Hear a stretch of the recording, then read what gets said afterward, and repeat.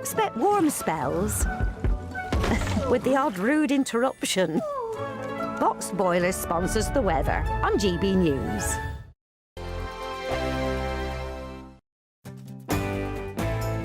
I'm Andrew Pearce. This is GB News, the People's Channel, Britain's news channel.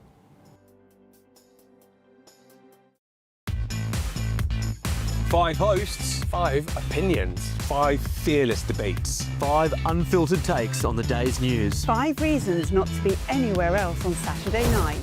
This is the Saturday 5. You got me good there. Britain's biggest Saturday night TV show. It's not a bad brand. Yeah. Uncensored. Very, very racy tonight. On the unpredictable. What did she say? Can you translate it for us? And always entertaining. And how can a country go from being led by William Wallace to Saturday nights from 6 p.m. only on GB News. the People's Channel? Britain's news channel. You're going to want to stay tuned, trust me.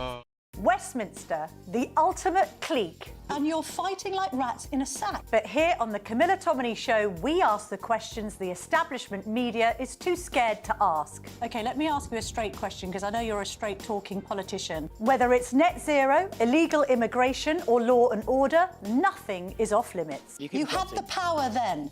Yeah, as I And say, now you've lost it. That's the Camilla Tominey Show, a politics show that's fearless. But no, let me finish my question if you don't mind, because it is my show. Sundays at 9:30, only on GB News, the People's Channel, Britain's news channel.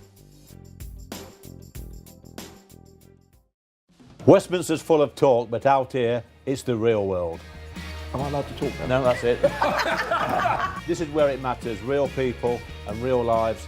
That's what politics is all about. The fact that Trump made a good start, no. Straight answers, no spin, and just a couple of pints. How many fingers have I got up? About 10. So join me for Lee Anderson's Real World every Friday at 7 p.m. only on GB News. The People's Channel, Britain's news channel.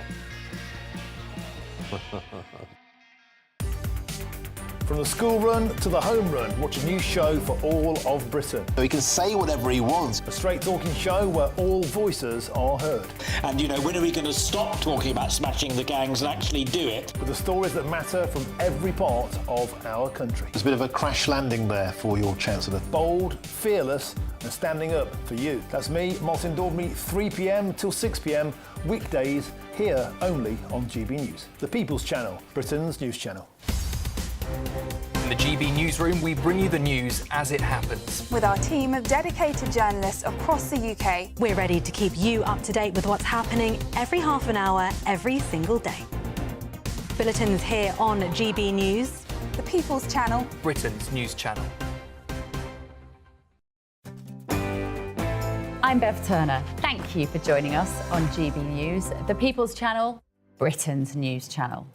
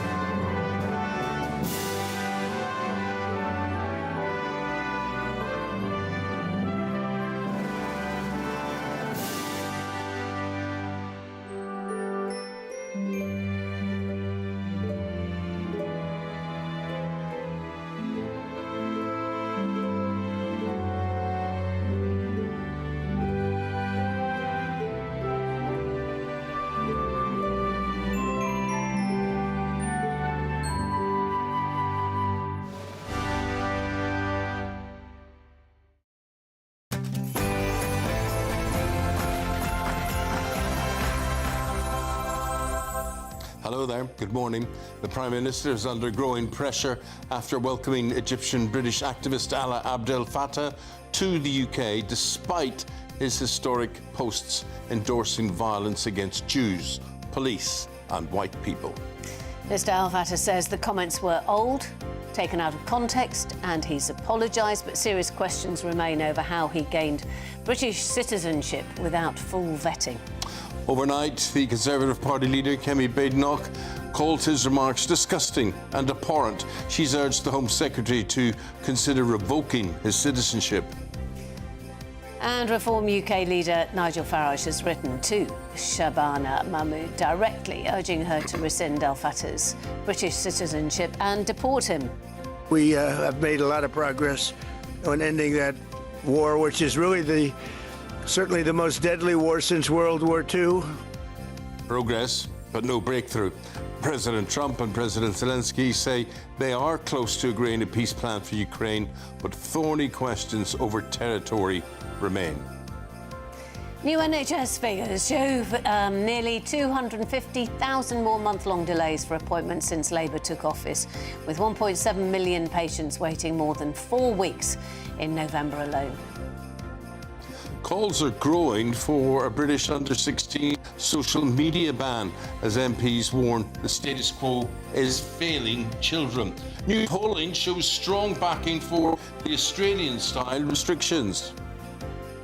And Edinburgh's Hogmanay celebrations get underway this evening with the Torchlight procession, which launches several days of street parties, music and fireworks, and we'll bring you the build-up.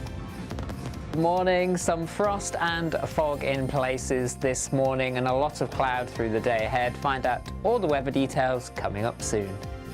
Well, you're starting your day and you're starting your week with us. Thank you for your company. I'm Eamonn Holmes. I'm Penny Smith and this is GB News Breakfast.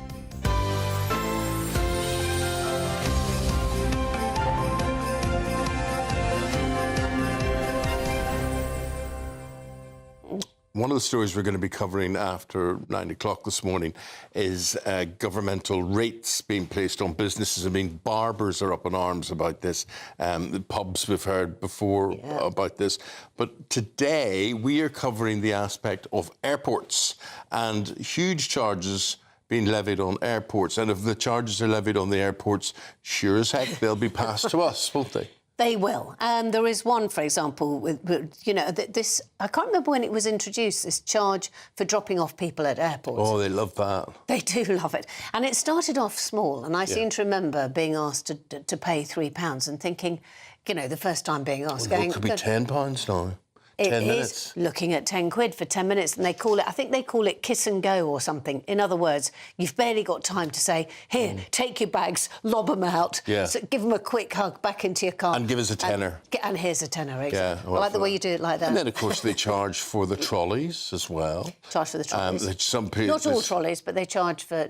yeah, but the it's bits here and there. The potential is there. They could charge for drinking water.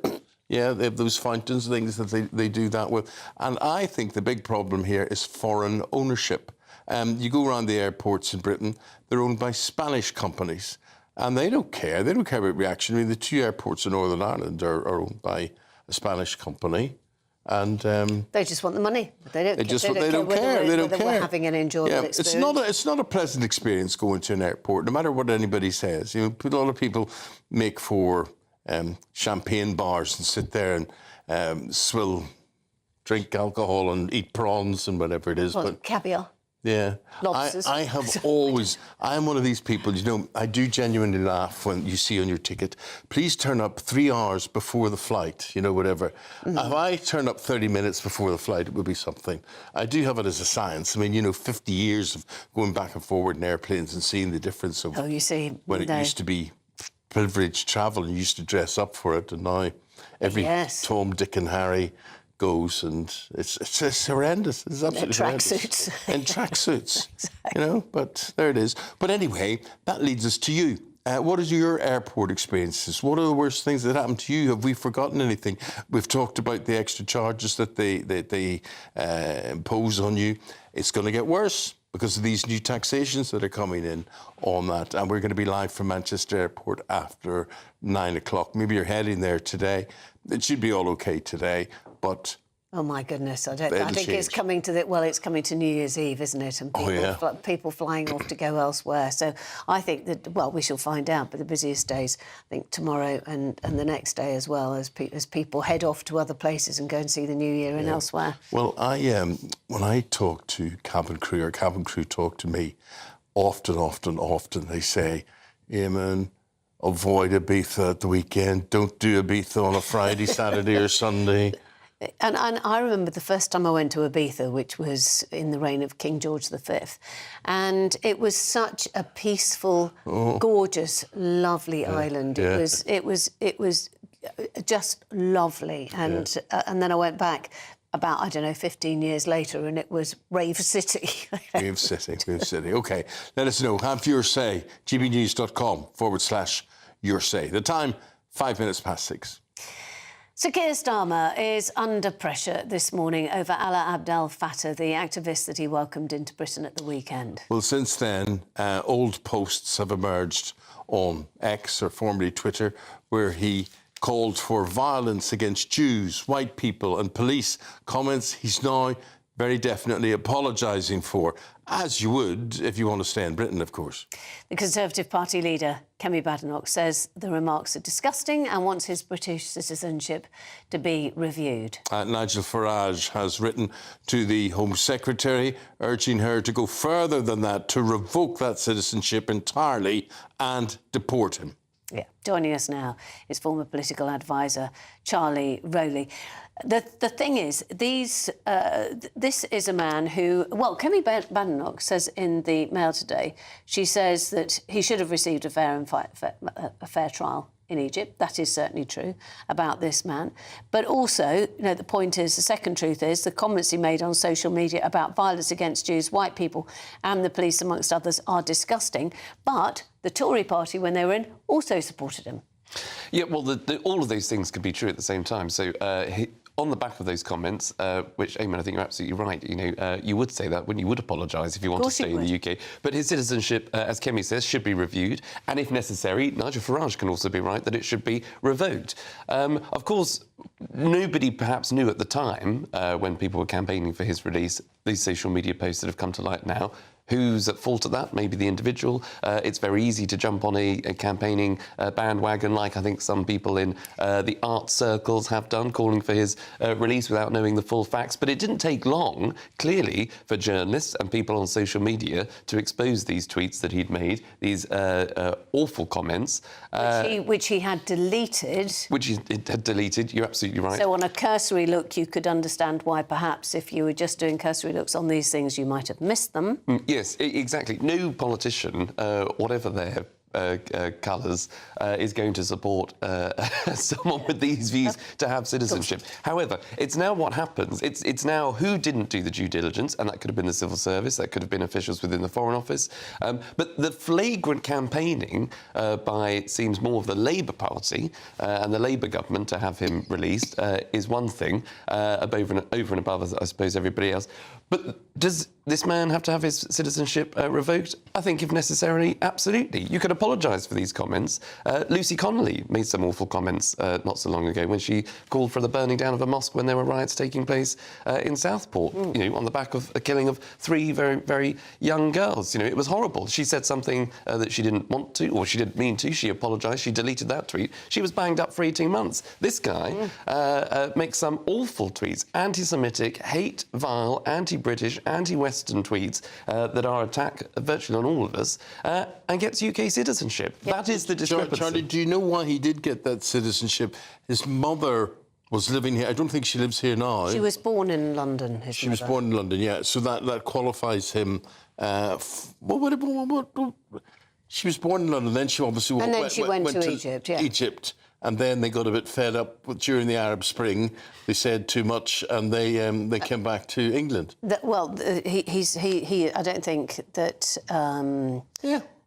Alaa Abdel Fattah, I think he stayed in Egypt, which is why he was in jail. To complain about the Arab Spring. He stayed in Egypt, yes, exactly. Yeah. He stayed in Egypt and he campaigned. And the Egyptians then did the right thing, and they thought, we were saying a bit too much about this. You're going into the nick. Well, he was pro-democracy, anti the Muslim Brotherhood, which is why Britain supported him.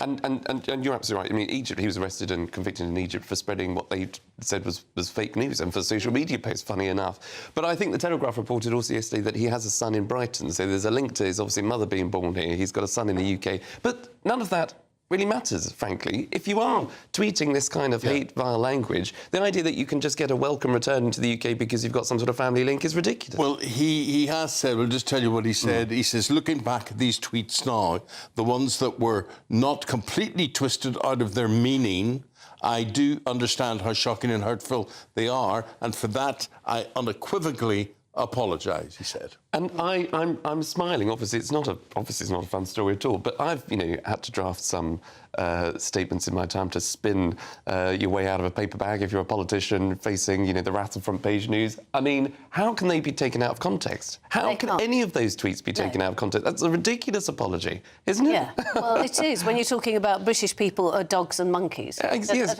Sorry, and that's twisted in what way? Exactly. What context is needed? Unless it's preceded by the fact that they aren't.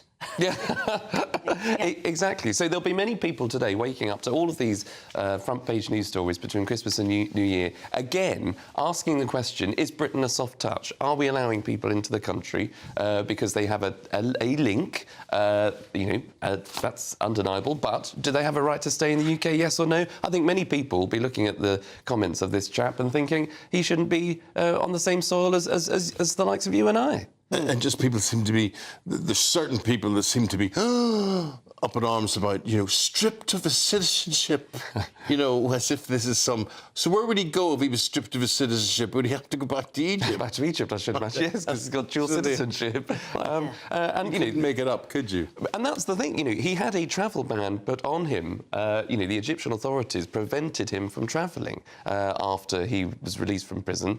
But it was only in the UK, obviously then when he applied for UK citizenship, even though there was a ban in place, he was still allowed to come here because of the campaigning that the UK government... And again, it's an example to politicians, Make sure, obviously, you've got all of the facts. OK, if you haven't got the facts and you've campaigned for something and you've got it wrong, you can obviously apologise. But the way in which I think Keir Starmer has, again, not quite got the politics right, where he said that this was a top priority of his government to get this guy back into the UK. Well, it should never have been a top priority to get anybody into the UK, regardless of whether they're a UK citizen. And also, of course, as we keep on saying, the problem the Labour Party has often been seen to have a problem with anti-Semitism, and this plays into it. Exactly. Absolutely. Well, the question this morning is, and it could be a song, how do you solve a problem like Allah Abdel El Fattah? Let us know your views, have your say, and we will reflect those coming up to 30 minutes past the hour of 6 o'clock. President Trump and President Zelensky have held major talks in Florida, a 2-hour meeting both leaders say made real progress on a potential peace deal for Ukraine. Now, they went through every point of a 20-step plan, and while big issues like territory remain unresolved, President Trump says Ukraine is now much closer to an agreement, with results expected within weeks. Here is what the American president had to say.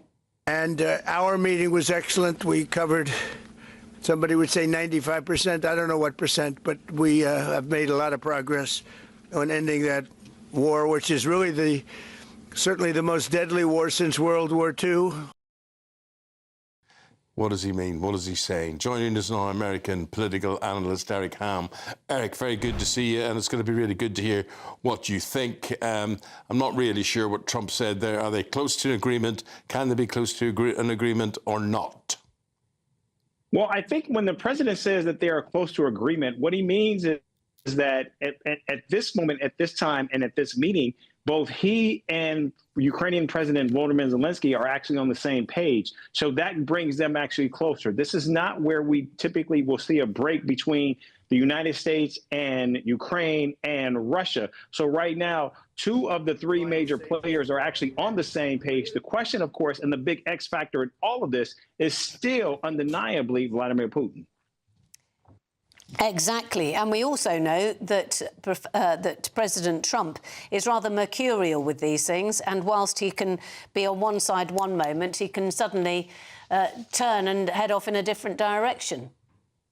That's absolutely right. But what we see right now is there's so much that was initially on the table in these negotiations that has come off. Right now, we know that Ukraine has already made clear that they are ready to pull back their troops from Donetsk and Luhansk. We know in addition to that, they are prepared to actually allow security guarantees from Europe, NATO, and of course the United States in many of these areas. And in addition to that, we know, as the president said today, that they already have signed a deal with Ukraine on critical rare earth minerals with Ukraine.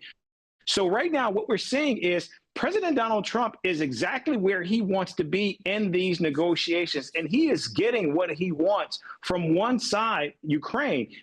Again, much of this now relies on what does Vladimir Putin think. The president has already made clear that he had a very long conversation with Vladimir Putin before this meeting with Zelensky. We know that they were going to speak after the meeting as well. And President Donald Trump is already, again, moving closer and closer to Ukraine. He said that he would be prepared and willing to speak to Ukrainian's parliament if he believes that would help move the ball forward.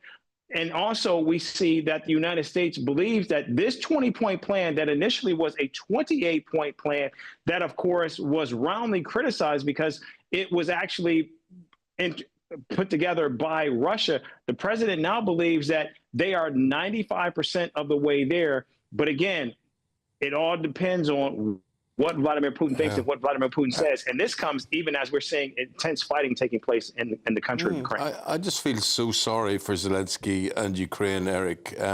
All of this is just a bartering deal. It's a deal. Trump uses the word all the time. So he's getting his minerals. Putin's getting his territory in all of this. What will Zelensky get? Zelensky, above everything, wants peace. He wants to see a situation where there's not the bombardment that we're seeing play out right now. Ukraine has been battered for 4 years, and if he believes that he can actually find a way to end this war, to get a ceasefire, that's what he wants. We have to also remember, President Donald Trump, every single time that he has put an offer on the table, Zelensky has always agreed. However, every time he has put a ceasefire on the table, it has been Vladimir Putin, not Volodymyr Zelensky, who has actually rejected a ceasefire. So again, we are seeing over and over where the United States, Russia, Europe, and Ukraine are always prepared to move to a place at least to end the fighting. Okay, but nevertheless, we don't see that from Putin. Okay, so they're all having their say. Will the people of Ukraine or Russia, no, they won't in Russia, in Ukraine, will they have their say? Will this go to a referendum or a poll? Well, that is exactly what Russia and Vladimir Putin want. Because again, what that would mean is many of Russians would actually be able to vote in that, because we know that Russia controls much of the territory now. Yeah. And again, that is where this is a situation where right now Putin has Trump and Zelensky exactly where he wants them. But again, it's still unclear if Putin will actually stop at a referendum, because what we continue to hear and at least see from the actions on the ground is that Trump and Zelensky are moving in a diplomatic fashion. Putin is moving militarily. Okay. Yeah. Eric, good talking to you. Thank you very much indeed for shedding light on all of what is going on. US political analyst Eric Ham, thank you. Good morning. The time is 90 minutes past 6. Let's get your weather update now with Greg Dewhurst. Expect warm spells with the odd rude interruption. Boxed Boiler sponsors the weather on GB News. Hello there, good morning. Welcome to your latest GB News weather forecast from the Met Office. Some thick fog in places this morning, a lot of cloud around and on the chilly side, and it remains chilly through the week ahead. So looking at the picture, we can see a lot of cloud across the UK, but there are some breaks in the cloud, and we've seen a frost in places, some thick fog, particularly through the central belt, so take care if travelling. This will slowly lift through the day, but may linger for 1 or 2, but otherwise a lot of cloud around, a few showers down the east coast of Scotland and England, and temperatures overall still rather chilly, between 4 and 7 Celsius for most of us, perhaps 8 or 9 around some coastal stretches. Again, the best of any sunnier breaks most likely in the the west. Through the evening time, if we look at the details, we can see a few showers perhaps across eastern Scotland, but otherwise generally dry with some clear spells. The wind's coming in from the north, so quite a chilly evening to come. Rather cloudy skies across into northern England, the risk of a few showers down the east coast there. Northern Ireland dry and turning quite chilly as a frost begins to form through the evening time, and a lot of cloud across the rest of England and Wales. Again, western fringes of Wales down into the West Country turning quite chilly where we see any clear spells. Overnight, temperatures dropping well below freezing across Scotland, some mist and fog patches forming here. Elsewhere, variable cloud amounts. Where we do see the clear skies, we'll see some fog patches, some frost as well. Temperatures, towns and cities under the cloud holding up between 4 and 5 Celsius, but where we see any breaks, could be down to -2 or -3. Again, the Glens of Scotland down to -5 to -7 degrees. So chilly start to Tuesday, fog patches in places, and then I'm hopeful through the day there'll be more in the way of sunny spells across the country. There'll still be some showers around, largely around the coasts, most places avoiding these and staying dry, and a little bit breezy in the east and the south as well. And temperatures again lifting to around 5 or 7 Celsius by the afternoon. See you soon. Expect warm spells with the odd rude interruption. Boxed Boilers sponsors the weather on GB News. Spark says Corfu Airport is the worst airport in the world. Longest queues I've ever seen, 4 times the length of the actual airport building. Now, obviously we'll be talking about things that bug you about airports, because we're going to be reporting live from Manchester International, which is going to be hit with more tax. Yes, exactly. So in other words, where are we, the passengers, going to be hit? Well, we're going to be hit in the pocket. We know that. But and I was a lot of you don't like the park and go business. Yeah, exactly. Yeah. Rob says I received a fine at Manchester Airport, which is where we're going, for overstaying in the drop-off area. I was there 2 minutes and 57 seconds, less than the allowed 5 minutes, and they're still chasing me for more than £100, and I'm still fighting it. Well, John makes a very good point. John just says, who can actually afford to go on holiday from an airport at the moment? So keep those coming in, and as I say, we'll be live from Manchester Airport later this morning. You know, I don't mind a queue so much as long as I don't suddenly see that there are an awful lot of people who appear to be queue jumping and far too far in front of me. You know, when you're in those long queues. No, but how do they queue jump and you don't?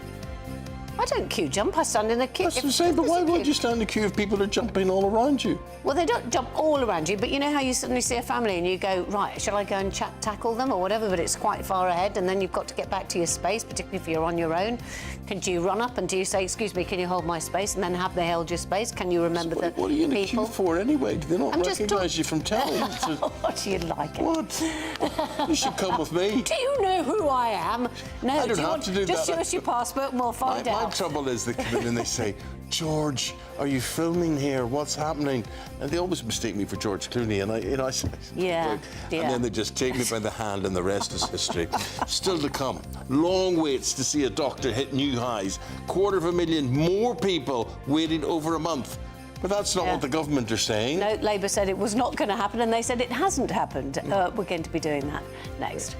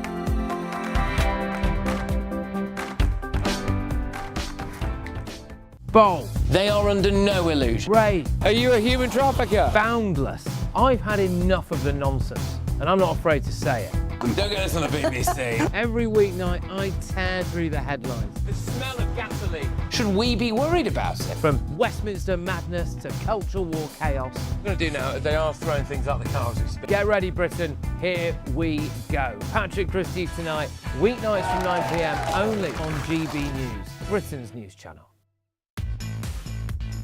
5 hosts, 5 opinions, 5 fearless debates, 5 unfiltered takes on the day's news. 5 reasons not to be anywhere else on Saturday night. This is the Saturday 5. You got me.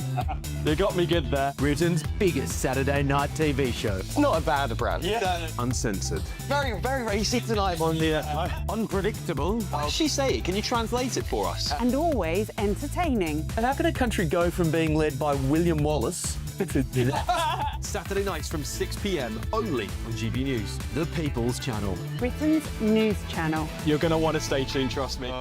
Britain was once the envy of the world. But look around. A nation that no longer knows what it is or where it's going. A country that's broken.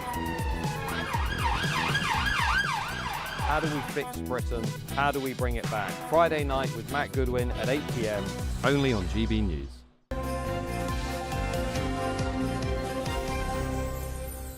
Look, time after time in this programme, we interview various government ministers who boast about cutting waiting times at the NHS and whatever, but new figures are out and they show nearly 2 million people waited over a month for a doctor's appointment in November. The Liberal Democrats say that these long waits have surged by hundreds of thousands in the 18 months since Labour came to power. And it comes despite Labour claiming just weeks ago that they had delivered millions of extra NHS appointments and cut waiting lists. Well, joining us now is GP, Dr David Lloyd. Now, and we didn't have to wait to see him. He came up straight away, didn't he? Yeah, exactly. But it's very early, and I don't think you've got any patience waiting for you. David, so explain about these appointments, though. This is because there are differences in appointments, aren't there? Because there are appointments that you need urgently. There are appointments that are, I don't know, asthma reviews or those sort of things. And then there's the ones in the middle where you think you've got something wrong with you and you could really do with an appointment that day. Are those the statistics we're talking about? I think you've got it in one, haven't you? I think this article blurs those lines. I think the bottom line is there seems to have been 6.5 million more appointments over the last year. So I think Wes Streeting can be proud of that. But as you say, it's very difficult to tease out that issue, and I think it's a very good one. As you all know, if you've tried to contact your GP lately, you're often faced with a computer-driven questionnaire, and that is a pain in the neck. But what it does do is it decides on what sort of weight is the right weight for you. And there, as you say, there are many routine things that can wait a month that are purposely made for a month or more because they're reviews, they're asthma reviews, they're complicated reviews, because life is much more complicated nowadays. You used to be on 1 pill, now you're on 5. You used to be thought to be mildly diabetic, but even the mild diabetics now get a comprehensive check. There is a lot more diversity in illness out there. We're dealing with an epidemic of neurodiversity and mental illness. So, deep in this article, I think there's actually some reasonably good news. But, Doctor, all of that, what you've just described, means that we've got to be seen in person. That's the important thing, not just a tick on a computer screen. I absolutely and totally agree with that. Face-to-face appointments are much more important than a tick on a computer screen, but that's what we have to do. Several governments now have been introducing ever more stringent targets in terms of the number of things we have to do for people with long-term diseases, and that does inevitably impact on what else we can do. But if you're really ill, what the system does do, it says, look, this person needs to be seen today or tomorrow, and largely they get that right.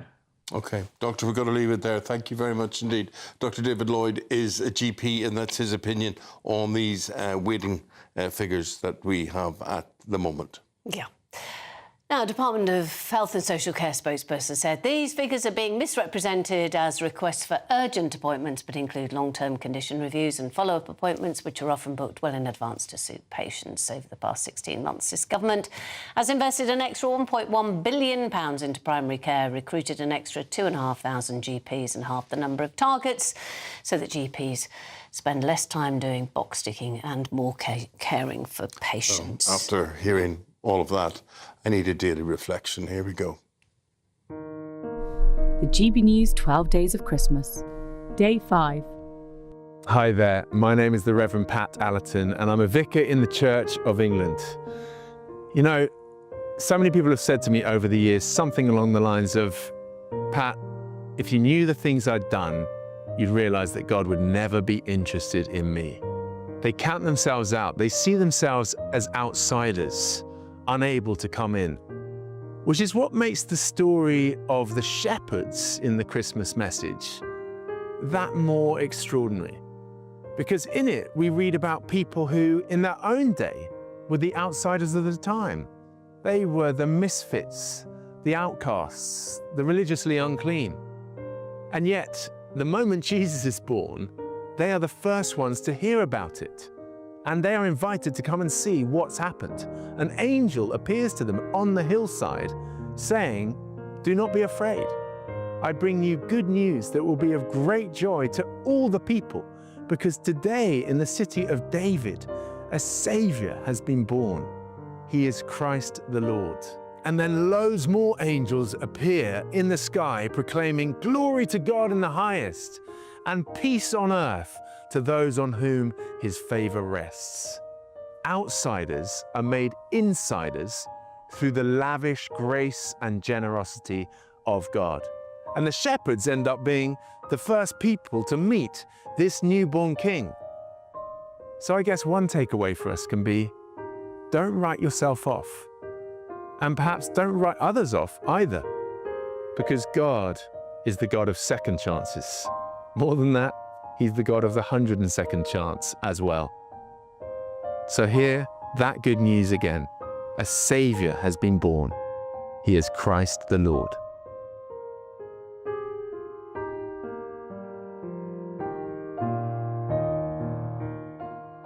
Right, this reaction to month-long waits to see a GP and those having gone up under the Labour government has really got you talking about this. We have had a right of reply from the Department of Health, but Robert says, if this government is going to be judged on how they fix the NHS, they are doomed.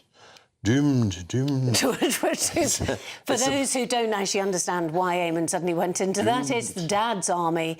And it was so good. We're doomed, we're all doomed. We're doomed. It's a bottomless pit requiring more and more money, and it gets worse and worse. And John says £40 billion Labour's put into the NHS since they came to power, and they're doing consultants' appointments over the phone instead of face-to-face, or removing the plaster cast yourself. It's a disgrace. Actually, genuinely, John, did you have to remove a plaster cast yourself? I've had a plaster cast on once. I broke my wrist, and there's no way I could have taken it off. They have a kind of mini, sort of almost like a jigsaw type thing. Not a jigsaw as in, you know, oh, look, there's a bit of sky, but a jigsaw as in... A saw. You know, saw thing, yeah. Exactly, to take it off. Debbie says, in all my lifetime, I have never seen a government so incompetent as this one. They really do take the biscuit. They need to be removed before they really do something that can't be undone. So anger there from Debbie about all of this. And I don't wish us all to be angry today. It's not our... Shall we? Yes, let's not be angry. We don't want to be angry at all times. I know you understand that you're angry. Yeah, okay. That's the way it is. Okay. Coming up to 25 to 7, which means we're very late on the programme. There's lots still to do, including the Great British Giveaway. Here are the details. You can win... I'm doing this. You don't even have to talk. Here's the Great British Giveaway VT. Cue the VT. This Christmas, we're giving you the chance to win our biggest cash prize of the year. An incredible £85,000 in tax-free cash could be yours. Cash to make your new year the best yet. And we've come to the fabulously festive Aurora Collection Resort here in Lapland to celebrate. Imagine what next year could look like for you with a whopping £85,000 £85,000 in the bank. You could find yourself on the adventure of a lifetime or just safe in the knowledge that next year is on us. £85,000 of tax-free cash really could be yours. Go on, give it a go, and Merry Christmas! For another chance to win £85,000 cash, text cash to 63225. One entry costs £2.50 plus one standard network rate message. Or text bonus to 63225. 5 entries cost £5 plus one standard network rate message. Go to gbnews.com/win. Entries start at £2.50. Call 0903 686 3232. Calls cost £2.50 plus your network access charge. Or post your name and number to GB18 PO Box 8690 Derby DE1 9TT. UK only. Entrance must be 18 or over. Lines close at 4 p.m. on the 30th of January. The winner may be contacted live on GB News, week commencing the 9th of February 2026. Please check the closing time if listening or watching on demand. Good luck. Good luck with that. Here's your traffic and travel update.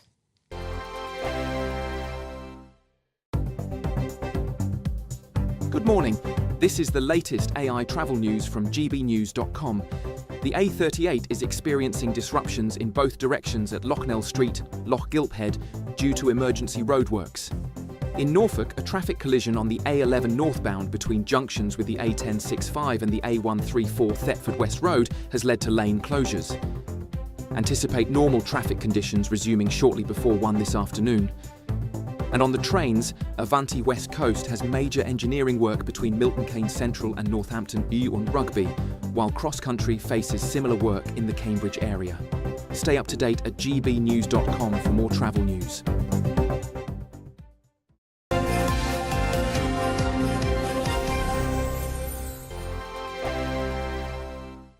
I'm Michelle Dewberry, this is Jubes & Co with you. Hello everyone, Patrick Christie is here. GB News. Britain's news channel. Access the stories that matter to you. Take the GB News family with you on any device. And as long as you have an internet connection. Tune in to GB News, anywhere on the planet or beyond. GB News, the People's Channel, Britain's news channel. From the school run to the home run, watch a new show for all of Britain. So he can say whatever he wants. A straight-talking show where all voices are heard. And, you know, when are we going to stop talking about smashing the gangs and actually do it? With the stories that matter from every part of our country. There's a bit of a crash landing there for your Chancellor. Bold, fearless and standing up for you. That's me, Martin Daubney, 3 p.m. till 6 p.m, weekdays, here only on GB News. The People's Channel, Britain's news channel. Westminster's full of talk, but out here, it's the real world. Am I allowed to talk now? No, that's it. This is where it matters, real people and real lives. That's what politics is all about. In fact, has Trump made a good start? No. Straight answers, no spin, and just a couple of pints. How many fingers have I ever got up? About 10. So join me for Lee Anderson's Real World every Friday at 7 p.m, only on GB News. The People's Channel, Britain's news channel. You want to know what's really going on in the corridors of power? Labour don't know what to do with you half the time, and that makes you quite lethal in the chamber. Get behind the headlines with Chopper's Political Podcast. Join me, Christopher Hope, as I sit down with the great and the good of British politics. We'll see where this ruling takes us. These are the stories shaping our nation. Chopper's Political Podcast, available now on all platforms. Listen in and stay ahead. Decisions made in Washington aren't just shaping America, they're shaping Britain too. From migration to global security, from crime to health. Whatever happens in the White House today will be felt in your town or city tomorrow. That's why The Late Show is live from Washington, D.C. Cutting through the politics to show you what it all means for Britain. The Late Show live every night at midnight. Only on GB News. Britain's news channel. Exciting news. Every Friday, my Patrick Christie's Tonight Show is going to have a twist to it. We're welcoming some special guests. You. That's right, on Fridays I'm going to be doing my show in front of a live studio audience because this show is about you and what you have to say. It's going to be the same big debates, same big topics, same big opinions. But every Friday night at 9 p.m, you are invited to come on down to Patrick Christie's Tonight to be a part of the action. only on GB News, the People's Channel, Britain's news channel.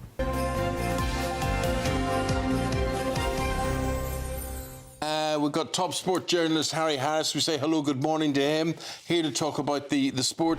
And Harry, the darts just fascinates everyone, and I don't know how much of it you're across, but Luke Littler, he's playing tonight at Ali Pali, and this is against a guy called Rob Cross. Now, Cross thinks he can do the business against Luke. What do you think? I've no doubt that he thinks he can. I'm not sure he can. I think this is a fast-growing sport. It's an incredible amount of fans it's attracting. So I think it would be a fascinating contest between the two of them. Littner has obviously lit up darts, as we all know. Yeah. And I've got to say that nice to see you, Eamonn, and Ellie. And Harry, nice to see you. I wasn't expecting to see you in that situation, but very good. This man, what he doesn't know about football isn't worth So knowing. why did you ask him about darts? Because he knows everything about football. That's why I asked him about darts.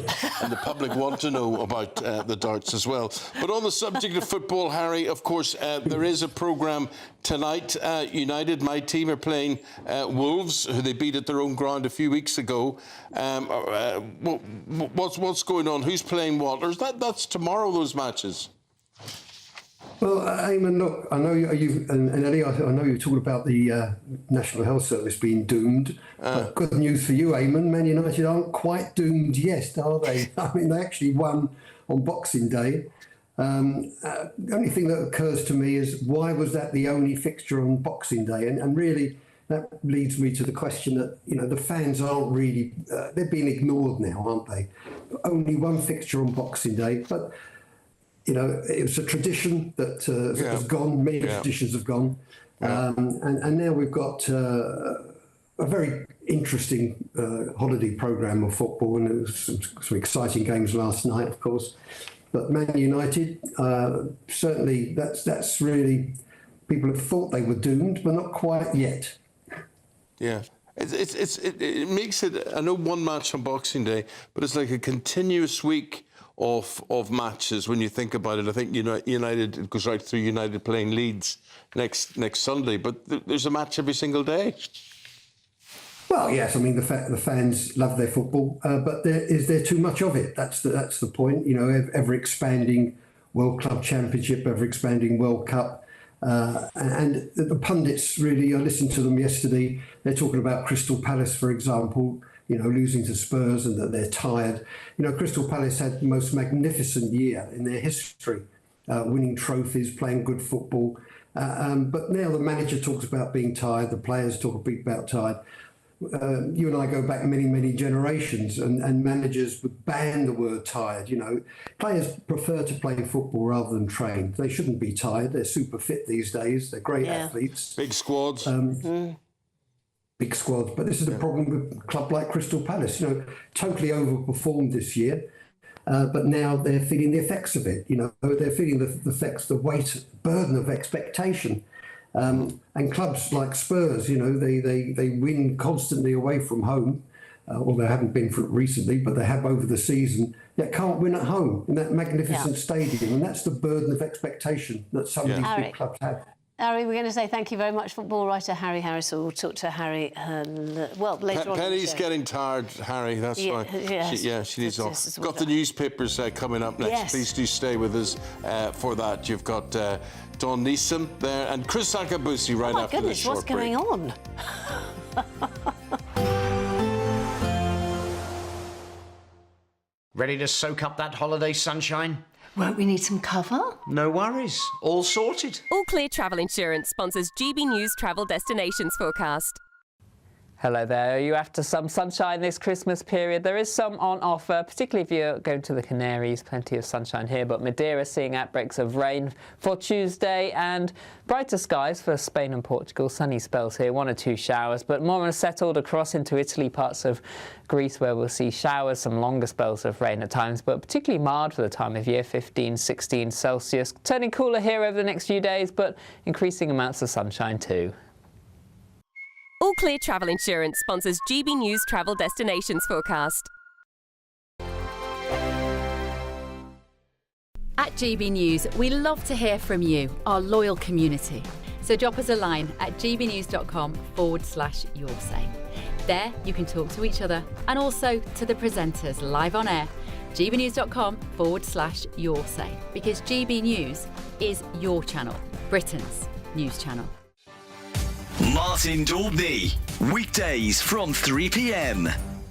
Yeah, so when I was 5 years old, one of my family members, friends, was looking after me one day, like babysitting me.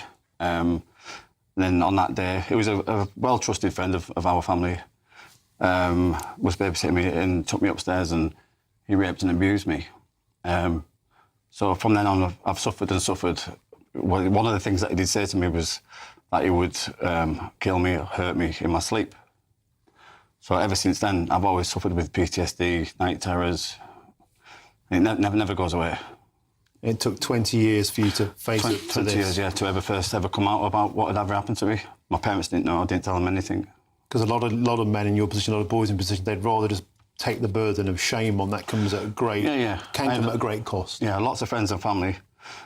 And I was just scared to tell them, you know, because obviously as well, if I did ever say anything about it, he was going to come and get me. So I managed to find an organisation, which is charity run, called Arch Teesside, which is near where I live. And I went to go see them. And my therapy at the time, the guy was called Dave Taylor. And he was a big guy, full of tattoos. And, you know, when you see somebody, you think, how am I going to open up to somebody of this man, you know? And I hit it off, like, straight away. And I've always told him, this is what I love doing. I love going to the gym. I want to step on stage by the time I'm 40. And then that's what I went and did.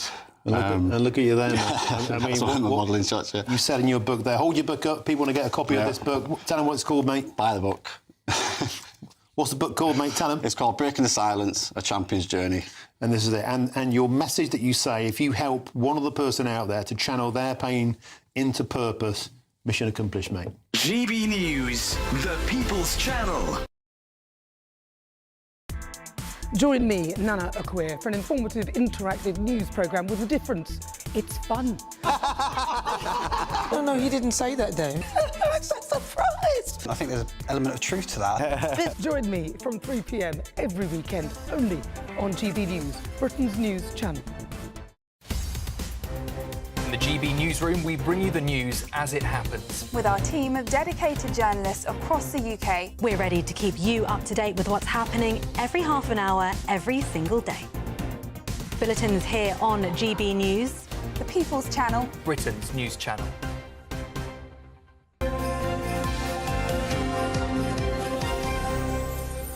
Right, Kemi Badnock amongst the people complaining about Allah, blah, blah, blah, blah, blah, blah, flatta, whatever, making all the papers today. You heard Dawn Neeson there and Chris Akabusi with us in the studio. Dawn, what do you think? So the Conservative leaders, she's furious about this. Well, yeah, good morning. Yeah, and rightly so. I think she's echoing what a lot of people in the country are saying. They are furious about this, considering some of the comments this person has made. He has dual citizenship, Egyptian and British. Because some of the comments he's made, he clearly hates this country, he hates white people, he hates Jewish people, he hates the police. But he says that was then, this is now, he's a different person.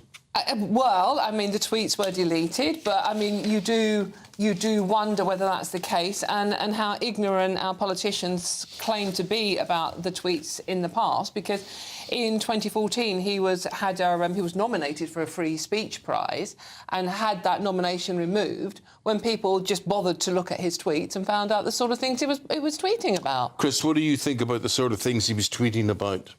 I think that the tweets were in 2008. 2010. They go from... They were up to 2014, I think. Doesn't make them... obviously... Doesn't make it right. No, without a shadow of a doubt, doesn't make it right. But what I'm trying to say is that they were 2008, 2014, that his mother is British, so the reason he's in the country is because his mother's British, not because of his tweeting.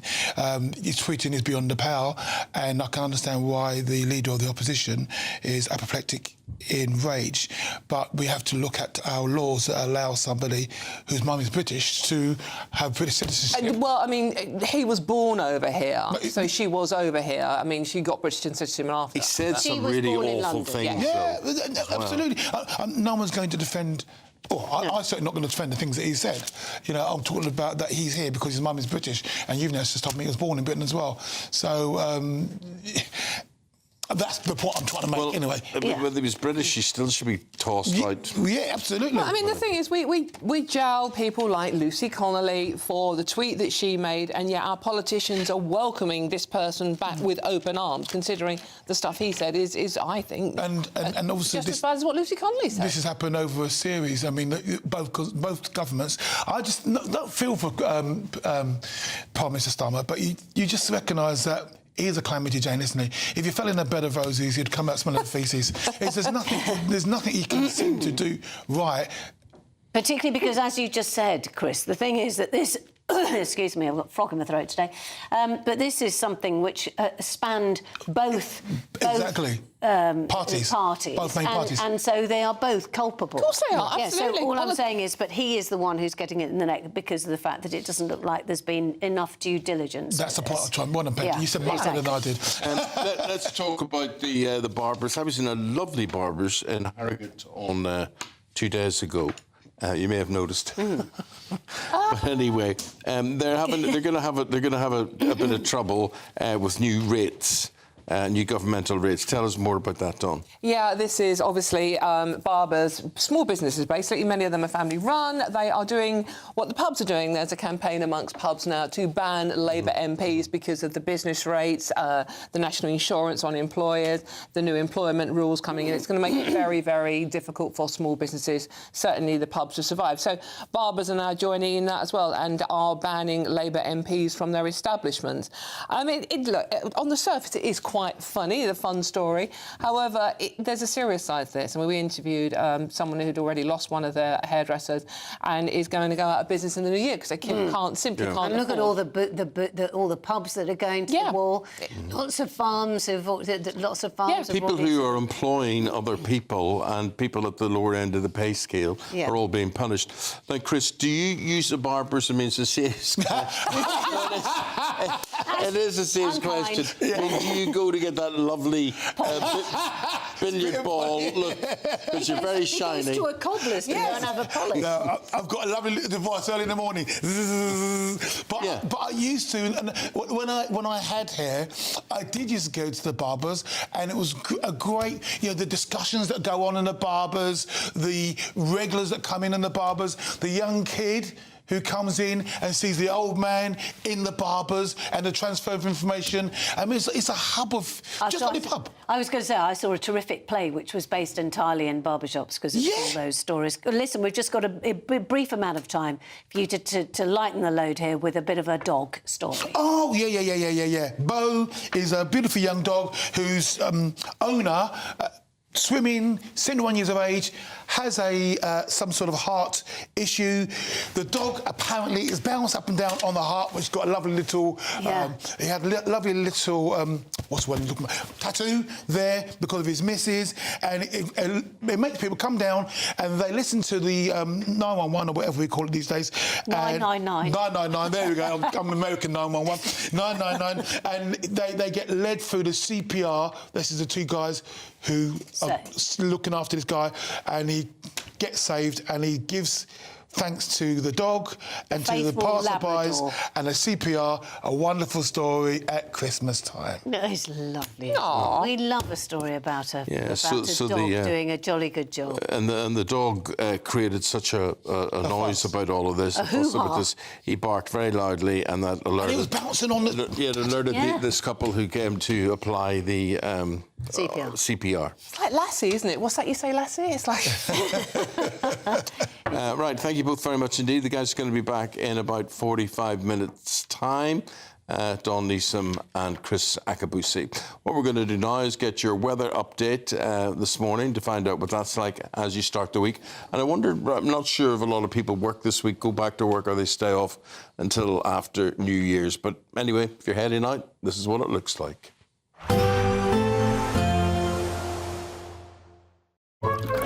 Warm and cosy, with a chance of zero visibility. Boxed Boilers sponsors the weather on GB News. Hello there, good morning. Welcome to your latest GB News weather forecast from the Met Office. Some thick fog in places this morning, a lot of cloud around and on the chilly side, and it remains chilly through the week ahead. So looking at the picture, we can see a lot of cloud across the UK, but there are some breaks in the cloud and we've seen a frost in places, some thick fog, particularly through the central belt, so take care if travelling.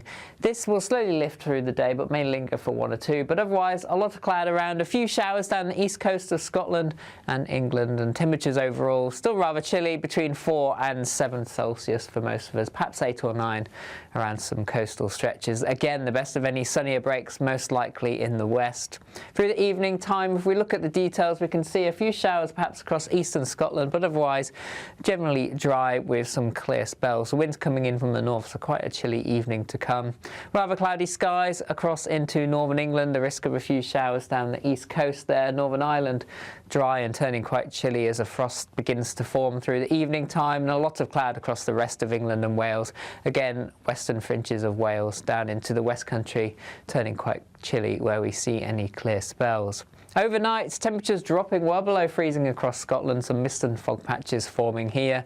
Elsewhere, variable cloud amounts. Where we do see the clear skies, we'll see some fog patches, some frost as well. Temperatures, towns and cities under the cloud holding up between 4 and 5 Celsius, but where we see any breaks, could be down to -2 or -3. Again, the Glens of Scotland down to -5 to -7 degrees. So chilly start to Tuesday, fog patches in places, and then I'm hopeful through the day there'll be more in the way of sunny spells across the country. There'll still be some showers around, largely around the coasts, most places avoiding these and staying dry, and a little bit breezy in the east and the south as well. And temperatures again lifting to around 5 or 7 Celsius by the afternoon. See you soon. Warm and cosy, with a chance of zero visibility. Boxed Boilers sponsors the weather on GB News. Thank you for making us Britain's #1 news channel. Together, we have built something truly extraordinary.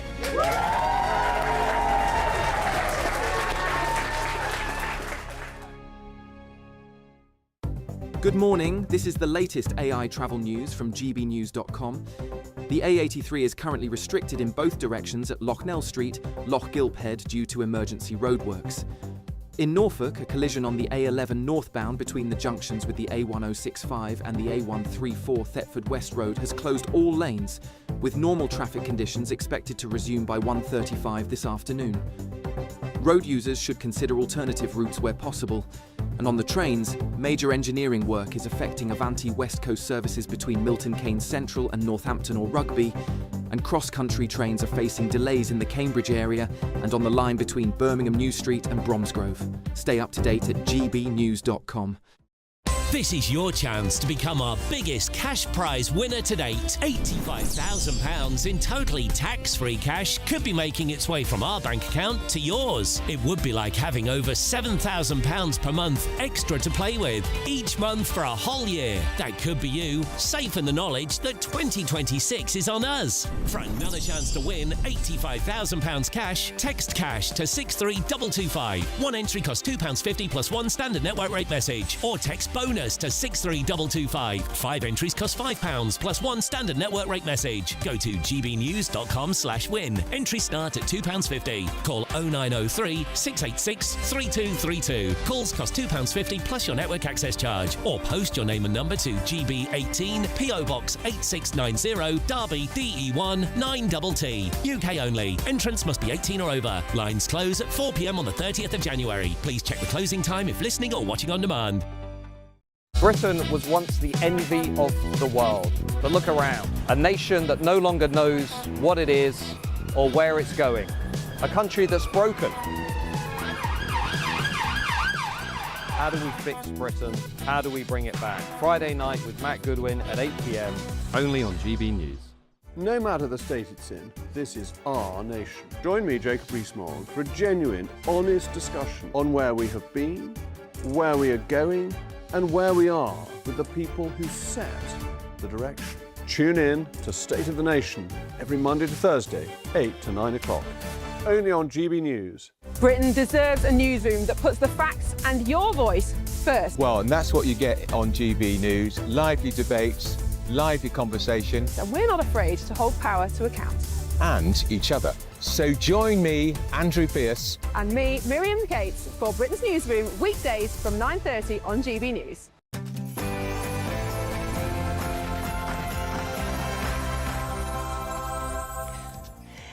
Good morning to you. The Prime Minister is under growing pressure this morning after welcoming the Egyptian-British activist Alaa Abdel Fattah to the UK despite historic posts endorsing violence against Jews, police and white. We're asking this morning, what do you think? Mr Al Fattah says these comments were old. They were taken out of context and he's apologised.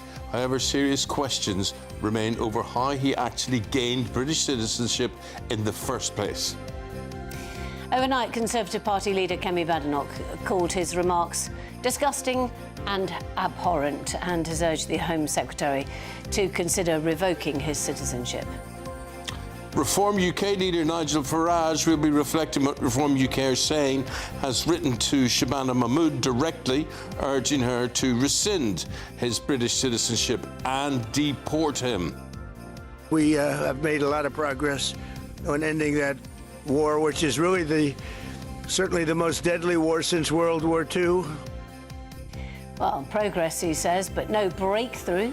President Trump and Zelensky say they are close to agreeing a peace plan for Ukraine. The thorny issues over territory remain. New National Health Service figures show nearly 250,000 more month-long delays for appointments. Well, that's not what the government are saying, but this has all happened since Labour took office, with nearly 2 million patients waiting more than 4 weeks in November alone. Are you one of those people? Calls are growing for a social media ban under 16s as MPs warn that the status quo is failing children, and new polling shows strong backing for those Australian-style restrictions. And what about this? Edinburgh's Hogmanay celebrations start early. They get underway this evening with the torchlight procession launching several days of street parties, music and fireworks, which will drive poor animals and pets all over Edinburgh mad. But we'll bring you the build-up. Good morning. Some frost and fog in places this morning and a lot of cloud through the day ahead. Find out all the weather details coming up soon. Just after 7 o'clock, a very good morning to you, wherever you're watching, however you're listening. You're very welcome. I'm Eamonn Holmes. I'm Penny Smith and this is GB News Breakfast.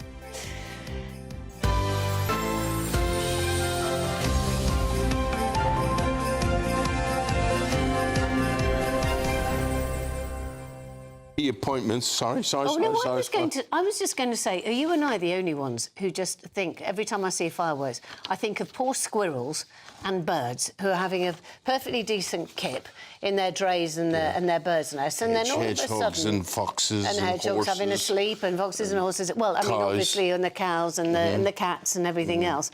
But I see fireworks. And also, nowadays, I went to see, it was billed as fireworks, but it did say it was going to be drones.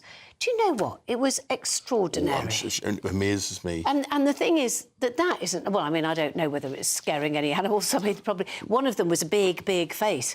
But... no, they're not looking at that. I'm not saying that. I don't think it's the noise. It's the noise. It's the noise, I mean, yes. you know, when I went out for the office Christmas lunch here... They didn't have fireworks there, did they? Now, I'll tell you what they didn't have. Well, we did have crackers, but what we didn't have was any bang in them. Oh, well, that's not going to scare any animals. I'm just connecting them. I'm just saying, they take the bang out of the crackers. Why can't they take the bang out of the fireworks? Oh, I see what you mean. Yes, it just always takes you a while to see what I mean, but there we go. Well, it's because of the fact that you go off on one, and then I'm sort of trotting behind like what I'm saying is, why can't we have fireworks that look with lovely, no bang? With no bang. Exactly. Yeah, there is. Yes. Can we sort this out, please? I'm going to check whether there is actually such a thing as a firework without the bang. Apparently there's not, but there could be. There could be. But well, anyway. they've sorted other things out. Yeah, no, but that's today's question. Yeah. Okay. So the Prime Minister's under pressure this morning over Alaa Abdel Fattah. He's the activist welcomed into Britain at the weekend. But then now a lot of people are having second thoughts about this. That is because old posts have emerged, many of them deleted, where he called for violence against Jews, white people and police, comments he has now apologised for. Kemi Badenoch says those remarks are disgusting and she wants his British citizenship to be reviewed. And Nigel Farage, Reform UK, has written to the Home Secretary, urging her to go further to actually revoke the citizenship entirely and deport him. Now, we've already talked to Charlie Riley about this morning. He's here. You've seen the reaction. People are in total agreement with what you're saying. Does that embolden you? I mean, the only thing I feel for this man is if he is a different bloke than the one who wrote those social media comments and he's just looking for a quiet life now, fine. If he's not, get him out. What's going to happen? What do you think of who he is, what he is, and has he repented enough? Well, I don't think there has been enough time to actually repent, to be perfectly honest with you. I think it's very cheap and easy to write things on social media, but you pay the consequences. And, you know, if you are espousing the views that this guy did that are clearly anti-Semitic, when you've got a Prime Minister who spent 5 years saying, I've changed the Labour Party to root out that anti-Semitism, but yet then said it's a top priority to bring this guy into the UK, you know, you've got to send a message to what people. it says about Starmer, I mean, before we talk about the guy who made the tweets and things, I mean, Starmer just wants to be seen backslapping anybody and everybody and be on the side of what he deems to be the goodie.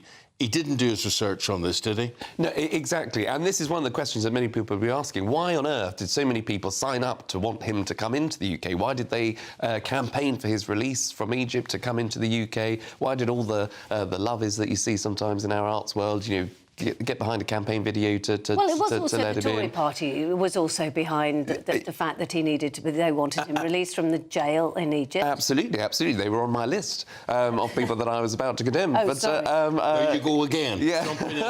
I know, but because of the fact that I was trying to actually put the other side. But you're absolutely right. There are many people, but they didn't do their due diligence. When these comments, he was about to be awarded. According to the Telegraph, some sort of peace prize by the EU in 2014, which was rescinded. You're absolutely. It was rescinded because of these comments that other people had clearly seen, but UK politicians, both Conservative and Labour, clearly hadn't looked at or been bothered to recognise. Look at the situation. We can't send him back to his home country of Egypt. We just can't. I mean, he's been in jail there already. He was against the Arab Spring and what was going on there. What is to become of him?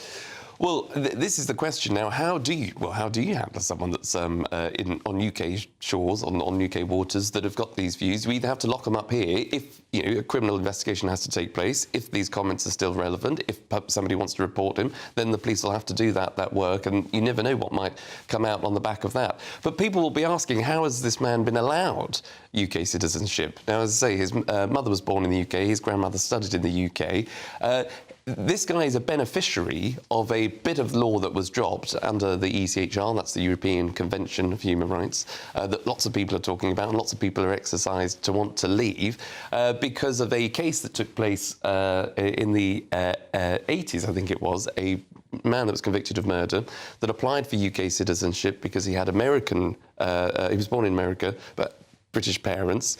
There used to be a good character test when you were applying for UK citizenship, and that was challenged by a previous case, this murderer, to say that actually it's against my human rights to not have a family life in the UK. That's right. It was a right to a family life. That's the particular one. I'm interested in his apology as well. This is a man, he's 44. So the last tweet, as we know, that I think was 2014, some of these tweets were from, right, which were deleted. So he would have been about 33 by my rudimentary maths, is that right? And he says they were mostly expressions of a young man's anger and frustrations in a time of regional crises, the wars on Iraq, on Lebanon and Gaza, and the rise of police brutality against Egyptian youth. And he says, I regret some that were written as part of an online insult battles with a total disregard for how they read to other people. I should have known better. Now, the thing is, if they're written on online insult battles, I think probably, yes, some of us get very heated and you say things. It's on Twitter and he was 33. This is, when you talk about young man, I went to check his age because I went, young man, you know, because sometimes, you know, when you're 17 and 18 and you kind of, and you sound off and you haven't really thought it through and everything else. He was 33. And I'm 35. I think. Do you feel yourself a young man? No, I don't. No. I think I'm a perfectly grown adult, and I'm responsible for my own actions, and I think many people are. But this, you know, look, and I'm no judge and jury, but I imagine if you've got those views 10 years ago when you're talking about Egypt, if you look at what's obviously happening or has happened between Israel and Palestine and Gaza, I don't believe his views would have softened against Israel and probably against people who have those kinds of views that he does against the Jewish population. So that's just me speculating. But there you go. And I think, look, what people will ask themselves, and it's a broader question, it's about freedom of speech. Now, you can have abhorrent views and you can tweet them out if that's allowed for everybody. But we curtail speech when it crosses the line into hate speech. We talked about Lucy Connolly. There'll be many other examples where the police have gone knocking at people's doors for being part of WhatsApp groups, for putting up signs. You know, there was that chap in Wales that put up a sign in his shop to say, no scumbags allowed, when he was, you know, the victim. And then he was talked to. He was talked to. The shopkeeper was talked to by the police when he'd been a victim of shoplifting over 5 times. Talking about talking to, Charlie, bearing in mind your position as a governmental advisor and the things you were required to do, waiting figures under Labour have come out today, and the number of GP appointments each month for a 4-week wait has risen by nearly 250,000. Now, this was the worst October for month-long waits since records began. Over 4 million affected patients. Look, here's my point. Day after day, we will do interviews with ministers and they will all say, oh, but we've done this, we've cut these waiting lists, we've done this, we've done this. Is this a lie?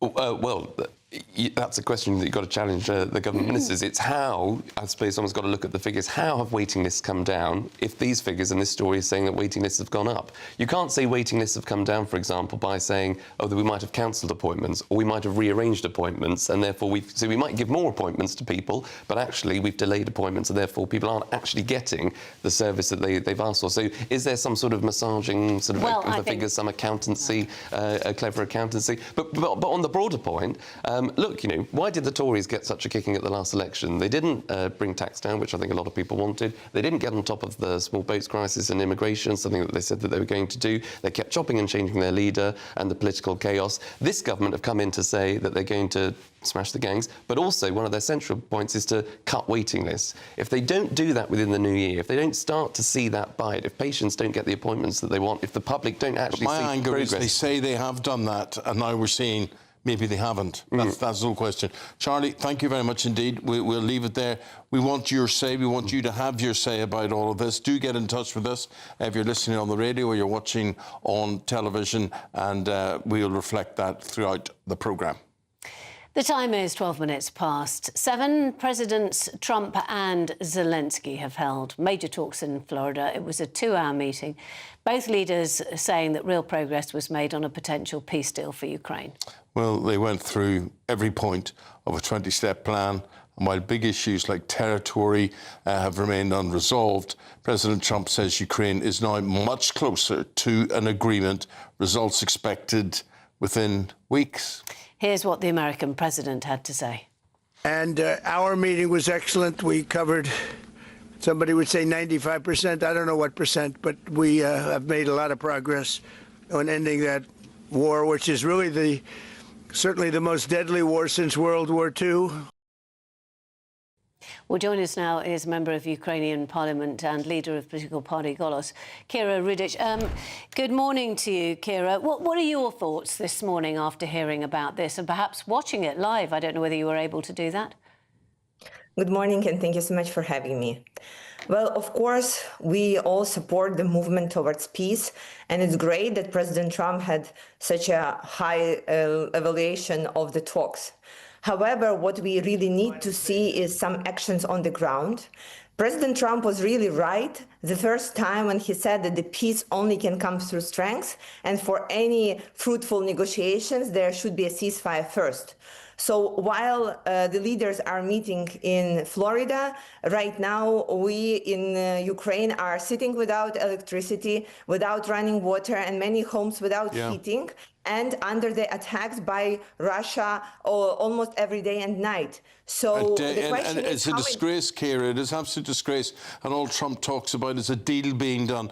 And my worry, when I see what's been going on in terms of these negotiations, it's about the USA's interests as regards minerals and whatever they can get out of Ukraine, and it's about Russia's interests, what they can get in terms of territory. I really do worry about your country. Am I right or wrong to do so?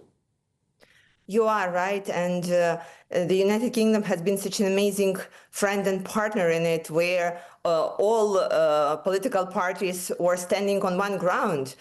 You should obey international rules. You should go with the promises that you have made. And this is what is so unique about the United Kingdom.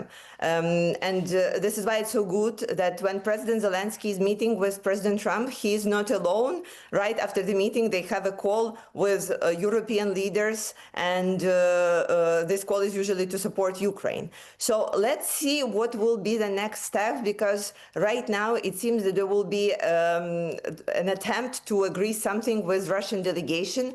We need to observe who will be in this delegation and how they will act. But again, here on the ground for regular people in Ukraine, things do not change. They only change for worse.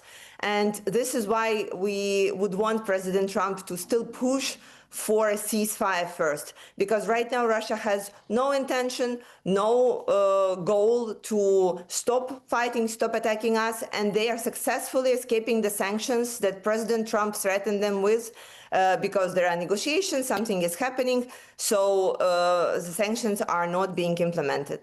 And that's what I was going to say. I mean, you're very complimentary about the help that Britain's given and the Europeans, but in actual fact, there you are, you're saying on the ground, how much is it helping? Not very much. And of course, it's winter, it's dead of winter. And who seems to care about it? Who's saying, which political party, which countries are actually speaking out about this and saying, Putin, why is he up in the ante at this stage? Why is he being so vicious? Yeah, but you can also strike a deal. And you think, is he putting pressure on Ukraine? He said, if you don't come to an agreement, Kira, is he saying there's going to be more of this, much more of this, and it's going to get worse? That's true that the facts that we have seen over the last 11 years when Russia started attacking us is that you cannot trust them. They will up the ante every single time they can, and they will continue attacking us on different fronts, including our partners. You see how Russia intensified their hybrid attacks on Europe with all those drones. But Kira, quick question. I mean, you say about, you cannot trust Russia. Can you trust Trump? That's a good question.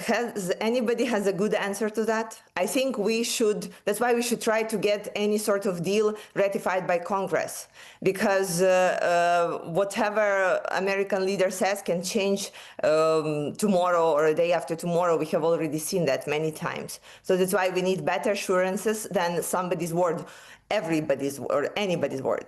Well, really appreciate your time. We wish you and your country all the very best, and if something good comes out of all of this. Sensitive times. Kira Rudik, who's the leader of Golos, a political party, thank you very much indeed. Appreciate it. Thank you. Thank you. Time is coming up to 18 minutes past 7. Let's get the weather update now with Greg Dewhurst.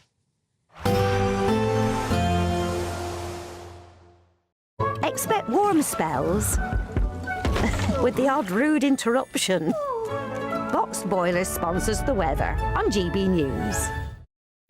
Hello there, good morning. Welcome to your latest GB News weather forecast from the Met Office. Some thick fog in places this morning, a lot of cloud around and on the chilly side, and it remains chilly through the week ahead. So looking at the picture, we can see a lot of cloud across the UK, but there are some breaks in the cloud, and we've seen a frost in places, some thick fog, particularly through the central belt, so take care if travelling. This will slowly lift through the day, but may linger for 1 or 2, but otherwise a lot of cloud around, a few showers down the east coast of Scotland and England, and temperatures overall still rather chilly, between 4 and 7 Celsius for most of us, perhaps 8 or 9 around some coastal stretches. Again, the best of any sunnier breaks most likely in the west. Through the evening time, if we look at the details, we can see a few showers perhaps across eastern Scotland, but otherwise generally dry with some clear spells. The wind's coming in from the north, so quite a chilly evening to come.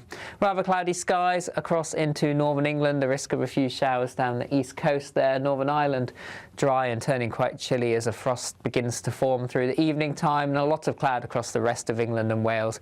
Again, western fringes of Wales down into the West Country turning quite chilly where we see any clear spells. Overnight, temperatures dropping well below freezing across Scotland, some mist and fog patches forming here. Elsewhere, variable cloud amounts. Where we do see the clear skies, we'll see some fog patches, some frost as well. Temperatures, towns and cities under the cloud holding up between 4 and 5 Celsius, but where we see any breaks, could be down to -2 or -3. Again, the Glens of Scotland down to -5 to -7 degrees. So chilly start to Tuesday, fog patches in places, and then I'm hopeful through the day there'll be more in the way of sunny spells across the country. There'll still be some showers around, largely around the coasts, most places avoiding these and staying dry, and a little bit breezy in the east and the south as well. And temperatures again lifting to around 5 or 7 Celsius by the afternoon. See you soon. Expect warm spells with the odd rude interruption. Boxed Boilers sponsors the weather on GB News. Still to come on the show then, we're going to be talking about long waits to see a GP because they've hit new highs. Nearly 250,000 people, more people, waiting over a month since Labour took office. Talking about that next.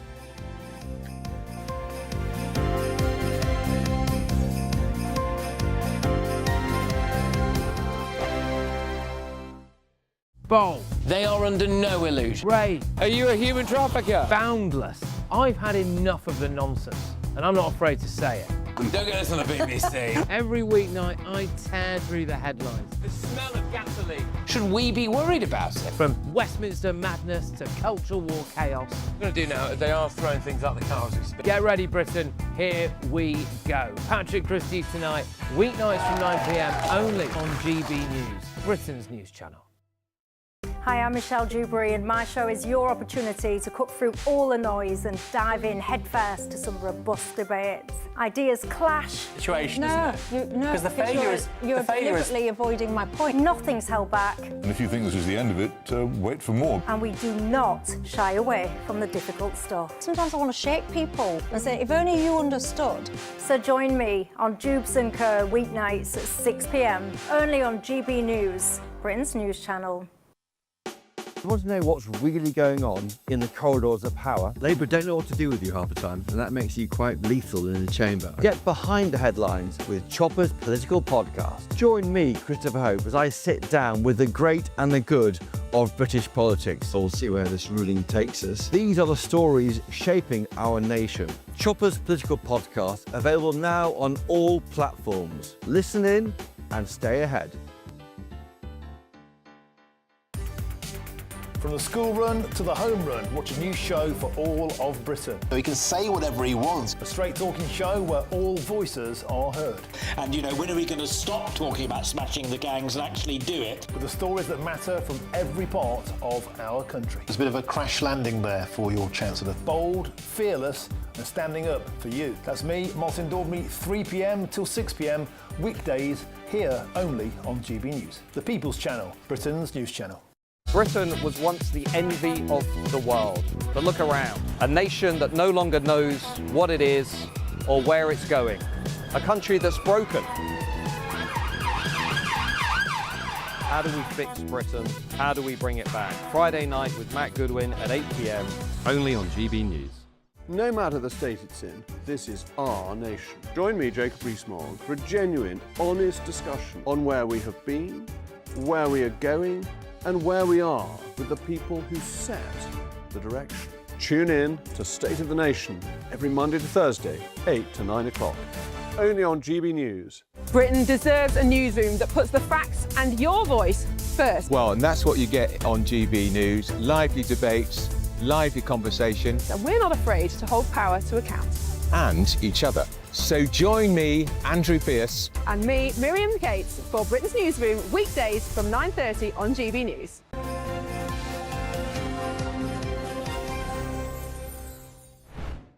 Breaking news that we've got for you this morning, and this affects the A11, which has been closed off. Penny will tell you why. It's a major police incident in Norfolk.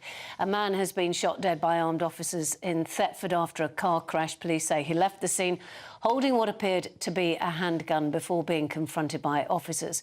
He was pronounced dead shortly afterwards. The Independent Office for Police Conduct is now investigating as the force stresses incidents involving police firearms are incredibly rare. OK, let's just get back to that A11 business. It's closed in both directions.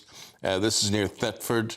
As all of this is ongoing, we'll, of course, bring you more when we have it throughout the programme. So there, a man has been shot near Thetford on the A11 road, now closed. Time is 25 minutes past 7. New figures show that more than 1.7 million people waited more than a month for a GP appointment in November. Well, the Liberal Democrats say long waits have surged by hundreds of thousands in the last 18 months, and that is since Labour came to power. And it comes despite Labour claiming just weeks ago that they delivered millions of extra NHS appointments and cut waiting lists. Dr Basha Mukherjee on this. Dr Mukherjee, a very good morning to you. How are you finding... We're just trying... Are these statistics, are they manipulated? Are they manipulated in the wrong way? Or has the government manipulated the figures up until now? So I'm going to speak as a GP on the ground myself. And what I'm seeing is that we are seeing more and more complex cases of patients. They're not able to see their secondary care doctors. They're waiting months, weeks. Well, weeks is a very happy day, but months, sometimes years. And what that means is that we as a GP are having to handle and look after cases that are more and more complex for a 10-minute appointment, which means that we have to then offer follow-ups, which we would love to do. And we like giving patients follow-up to provide the continuity of care, but we can only offer the amount of appointments that there are. In order to address the level of complexity that we're seeing on the ground, we need more GPs to provide more appointments. But we do not have enough GPs on the ground because GPs are leaving the profession, or there's just not enough jobs being provided whatsoever because again, the funding remains the centre point of the whole issue. So coming back to these figures, though, Dr Mukherjee, are you saying that the problem is actually it starts in the hospitals? So, for example, you were talking about complex cases. So people phone up, they want an appointment with you. You know that they have complex cases. You know that they'll be longer than 10 minutes. So therefore, they're eating into the rest of the time. So actually, if they had a hospital appointment, then it wouldn't be quite so difficult at the doctor's surgery. So I'm trying to work out the figures here. Are the figures correct that people are having to wait a lot longer for GP's appointments, or is the problem further down the line with hospital appointments? I think it's multifactorial because ultimately GPs are handling much more patients. We are actually offering many more appointments than we were pre-pandemic. Right. But at the same time, yes, hospitals can be a part of the problem as well because of the fact that there's such a backlog in hospitals. They're not able to provide the appointments that, generally would be seen by specialist teams. But GPs are having to take on that workload. But also these figures are talking about appointments that are routine care appointments rather than, the urgent cases, which, with the new triage system that has come in September, there's a lot more triaging of cases where, people will send in requests for, I don't know, a little cut or something like that. That does not require a same day or the same week appointment. A lot of things do self-heal, and that's where the triage is happening. So yes, not everybody is getting to see their GP, but do they need to see their GP? Some of these problems can be handled by the pharmacist or they just self-heal. OK. Yeah. Dr Mukherjee, good luck to you in your work. We hope those figures do come down, they stack up properly. Thanks for your time, your trouble and your efforts. It was interesting to see Dr. Mukherjee talking about self-healing. Yeah. A lot of people just sort of forget that. You'll be okay in 2 days. You don't need to go to the hospital. I had a doctor relative, uncle, and he used to say when you had a cold and you're feeling terrible, and of course, you know, your automatic assumption being that it might be the flu, and he'd say, "I'll tell you what," he said, "I'll give you something for it, and it'll definitely heal up in 7 days, or I won't give you anything, and it'll heal up in a week." Very good, very good. OK. 28 minutes or 29 minutes now past 7 o'clock. Coming up, we're going to be speaking to the Reform MP, Danny Krueger, about this whole exportation row that is concerning Allah Abdel Fattah and his calls for his British citizenship to be revoked. Back after this. Thank you for making us Britain's #1 news channel. Together, we have built something truly extraordinary.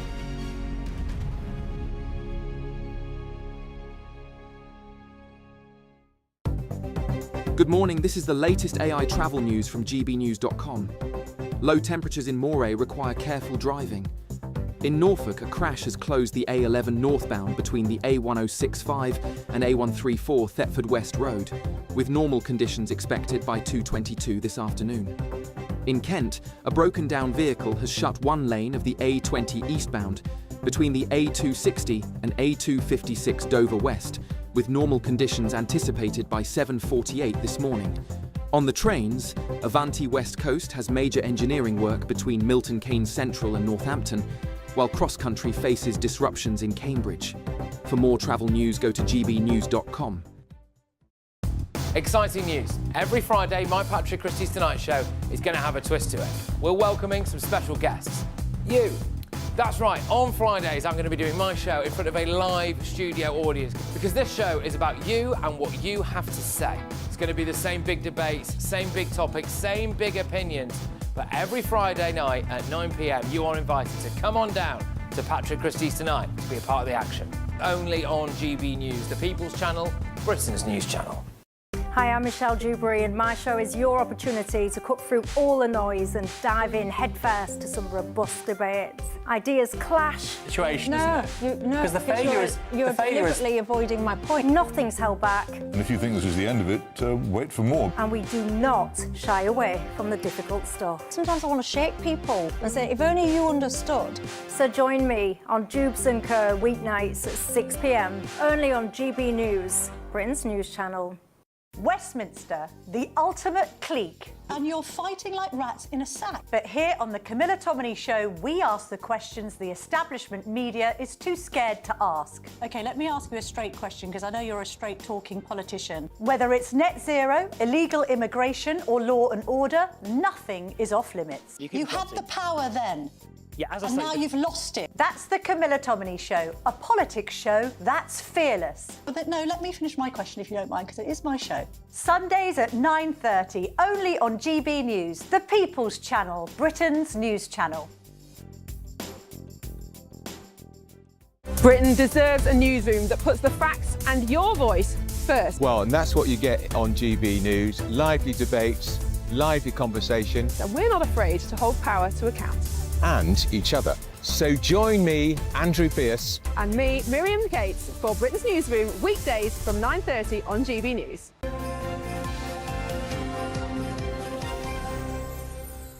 7:32 is the time on this Monday morning. Eamonn, Holmes and Penny Smith on your GB News breakfast show. We are now joined by Reform UK MP, and that is for East Wiltshire, Danny Krueger. Good morning, Danny. Good morning. Good morning. Kemi Badenoch today, she's called for the deportation of this Egyptian dissident. She says, I don't want people who hate Britain coming into our country. Where do you stand? Well, we're in the same place. Nigel Farage wrote to the Home Secretary yesterday to make the same point, that it is entirely wrong. I'm afraid to say it was a Conservative government in the last Parliament that gave this man British citizenship, entitling him to come to this country. And it speaks of a broader problem we see, which is that the Home Office is waving through applications, whether it's for humanitarian right to remain, refugee status, or citizenship, without doing proper background checks. And they're prioritising either sort of political virtue signalling, as in this case, or just speeding up applications to clear the backlog in the case of illegal immigrants, rather than putting the British people first and doing their job properly. So, but Danny, I just want to know what your options are. Is it as simple as saying deport him? I mean, this is a guy that served time in Egypt. He's certainly no friend of his homeland. With this, can we in all seriousness and all consciousness say, off you go back to the place where you heralded the Arab Spring, and that wasn't very welcome. But pro-democracy, anti-Muslim Brotherhood. Yeah, what way are you going to be received there? Can we really do that? We have to remove him from this country. That is the principal priority, and that's the main job of the British government, is to ensure our people are safe. And it's utterly wrong that we should be accommodating this man. If he can find another country to go to other than Egypt, then we should accommodate that. But the first job of the government is to protect our people, not to give asylum to everyone in the world who has fallen out with their own government. These are Twitter posts which were deleted. Do you have some sympathy with the civil service who were going through and would have been looking perhaps at Twitter posts and not seeing that these were actually there coming up?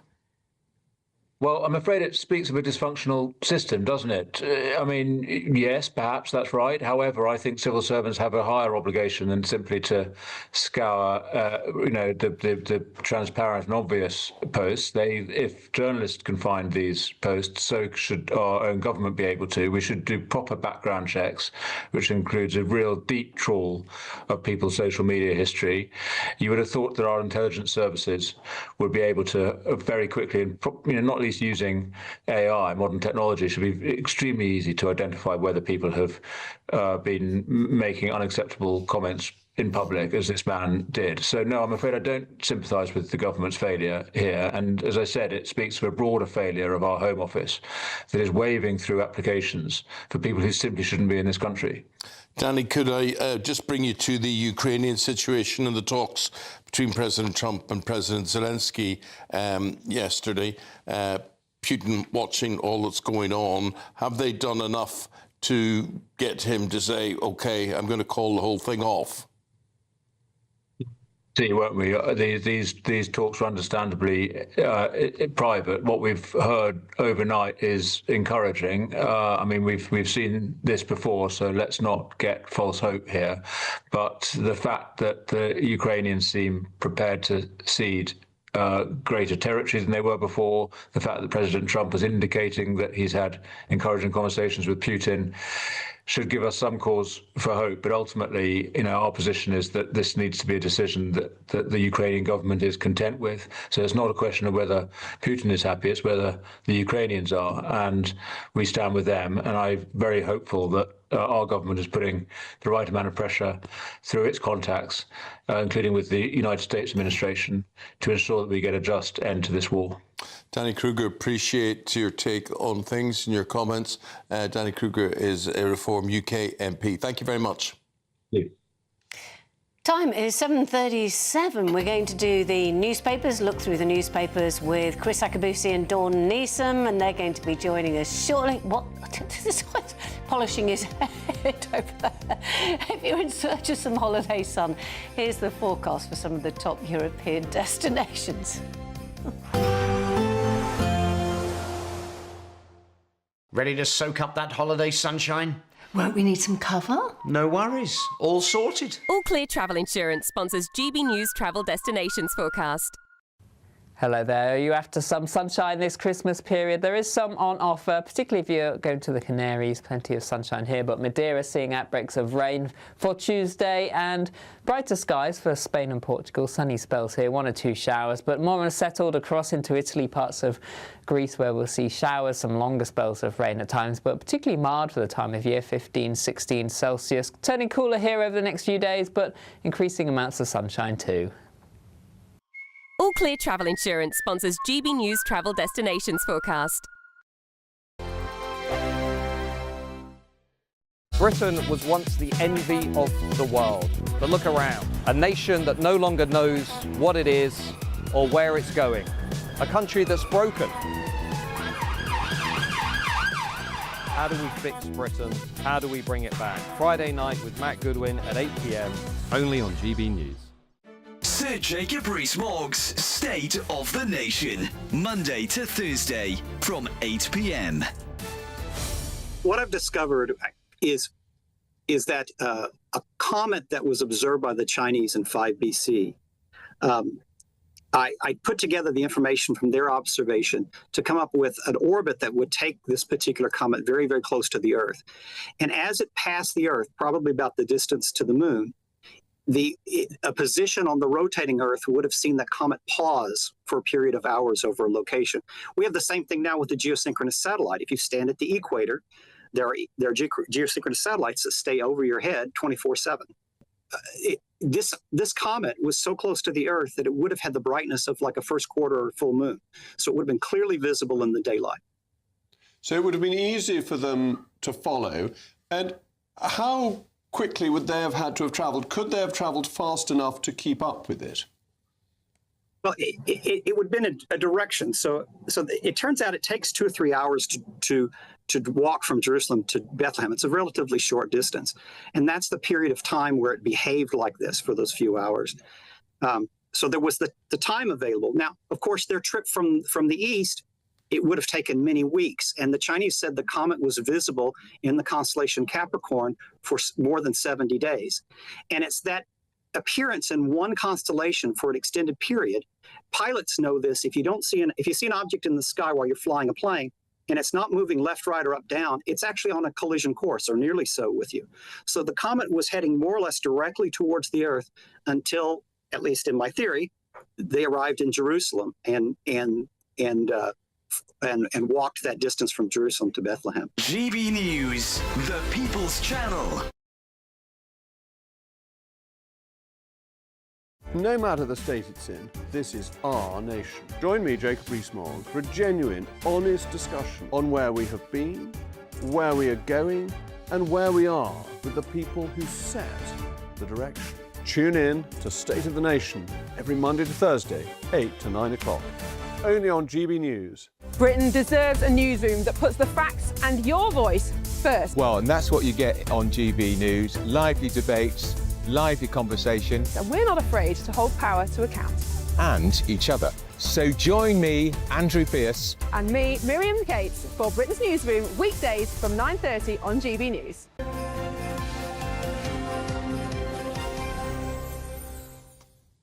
Chris Akabusi and caught us as we were just chatting about the first story that we're going to discuss, which is Dawn, something in the Telegraph. And the headline is, "A religious childhood can make you live longer." Yeah, it's a really interesting study that's been done by Finnish scientists, and it's in the Social Science and Medicine Journal, which is obviously a big read of mine. But no, this is... Bedtime reading. Well, quite, yeah. Basically, elderly people who have a religious upbringing are physically healthier than others, but maybe not mentally better off.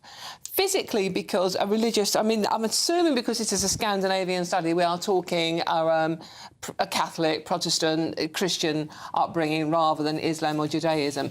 But basically, religious childhoods mean you have stricter rules about what you can eat, what you can drink, what you can do, etc., etc.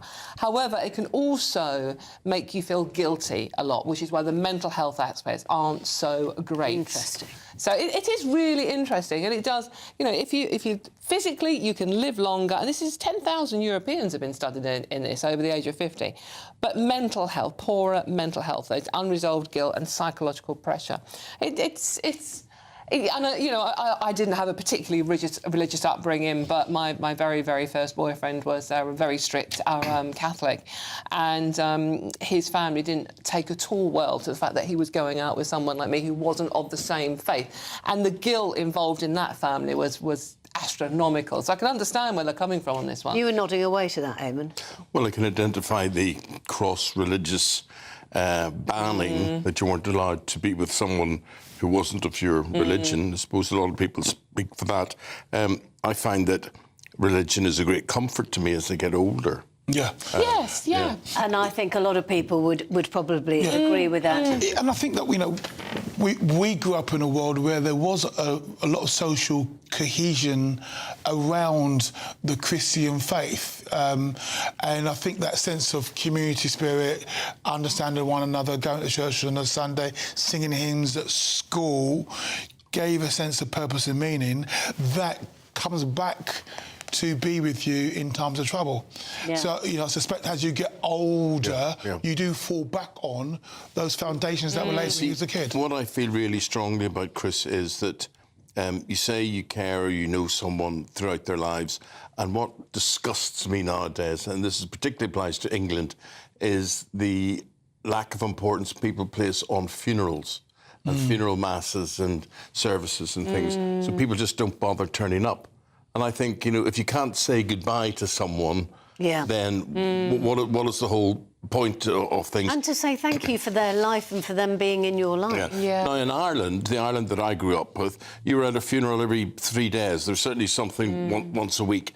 And you would take some time out from school or from your work or whatever it happened to be, and you'd pop into Mass and you'd pay your condolences and that sort of thing. I just think it's a very important part of life. I think it's interesting with the more turmoil in the world at the moment that more young people, certainly in the UK, are turning to religion. Certainly young men are turning to religion a lot more as well, which is, I think it is trying to find comfort, trying to some meaning. Do you know, Don, the carol service that we had, the amount of people who you could see who don't normally go to church or whatever, were in a church singing these carols, and you could see they quite liked it. They were looking for more, and if there was something more like that 5 times a year, so they would go, they would attend. I think that's it. Chris, can we talk about aliens, please, from after that?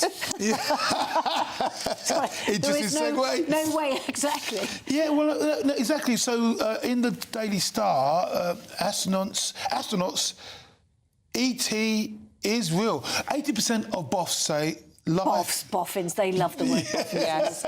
It's because apparently scientists said that they objected to being called boffins, so the Daily Star doubled down on it. Okie dokie. 87% of boffins say life is out there. Yeah. And, I mean, self-evidently has to be true that we are not the only life. We cannot be the only life. No. So let's be more. Yeah. And it's interesting that our limited senses, you know, we see between red and ultraviolet, in between that band, that's our senses, where we've got even animals, like snakes. I think they got much more sight in infrared, bees much more deeper in ultraviolet. Yeah. So what world do they see? What things do they see that we do not see?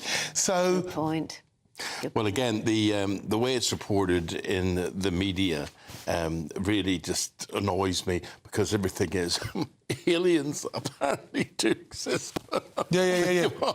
And everybody, you know, corpses, and they laugh at the idea and the preposterousness of aliens. But I think, Eamonn, it's because of the fact that they always illustrate it with a picture of something that looks like E.T. Now, life is probably elsewhere, is probably not going to look like us. There is enough evidence on this planet, real pictures. The trouble is AI now. You cannot tell what you're looking at, if it's true or not, and it's so good, whatever. But, however, and they use that to dispel the footage that they've got, which shows that these craft exist and these craft have been found, and the British government probably have a craft in a hangar somewhere. The Americans certainly have all of this. The Russians have this. They know where the technology has come from.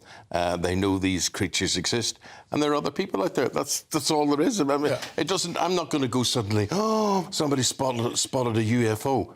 They exist. Yeah. They will be there. Well, there's got to be sort of, again, vibrations at spectrums that we hitherto have not seen. So, for example, now, with all of our mobile technology, so imagine Henry VIII, you telling Henry VIII that actually you could speak to somebody at the other end of the country, let alone the other end of the world. Well, Star Trek nailed it, though, didn't they, with their phasers and all that? Yeah. Oh, my goodness, I can't wait for the beam me up Scotty moment. Now, you mentioned snakes, Chris. There's also a story about earthquakes, in the UK recording 309 earthquakes. Now, the whole thing about earthquakes, the reason I mentioned snakes, is because often there are certain certain countries where snakes are actually Predict, they predict earthquakes, don't they? Yeah. Oh, Because look they're at close to the ground. you. Because they're close to the ground and they can feel the Feel the tremor. vibrations deep down. So this is a lot of earthquakes. See, if we were cowboys and cowgirls, and you wanted to know when the next train was coming, you would put your ear down to the track.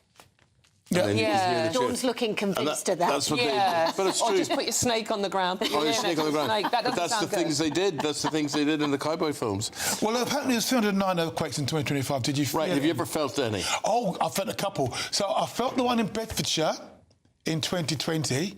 It sounded like a lorry was driving under my house. Oh. It's a very big, strong house. Well, you felt like a lorry was driving underneath my house. I didn't know there was an earthquake until late in the evening. There was an earthquake in Leighton Buzzard. So you weren't scared because you didn't know what it was? No. I've been in big earthquakes than the one in Leighton Buzzard. I was one in I was one in Tokyo. I've had a couple. One in California, one in Tokyo. One in Tokyo was 7.7 on the Richter scale. And there's myself and a guy called Phil Brown. He was another athlete. We were looking for the room and we could see the hotel the other side swaying like this. And we were laughing at that hotel swaying. When all of a sudden we realised, hang on, if that's doing that, what are we doing? And all of a sudden he wasn't laughing about it anymore. But yeah, I mean, in Tokyo, the hotels, obviously, all the accommodations is geared. Is geared to sustain earthquakes. Whereas my house, which has stood there for 400 years, is not geared to sustain anything like that. Have you been in one, Dawn? No, I haven't, and I probably wouldn't even notice, to be honest. Oh, you would? No, I really would. You would I'd if it probably was be swaying. asleep. You would if the building was swaying. Well, I mean, yeah, if I was somewhere like that. But the earthquakes we have here in the UK, I mean, it's like you're very rarely going to feel them. They are like, you know, your cup might wobble a bit on the table, and that's about it. But 3.5 on the Richter scale is quite a bang. Now, you would notice a 3.5. Definitely, I mean, you might not know it's an earthquake, but you'd feel the bam as something hits. Well, you'd feel the rumble, and you'd hear the rumble. It's a noise that Well, you can there's a lot of rumbling going on with 999 calls, and this is what I don't understand, to the emergency services, whether it's fire, police, ambulance, or whatever.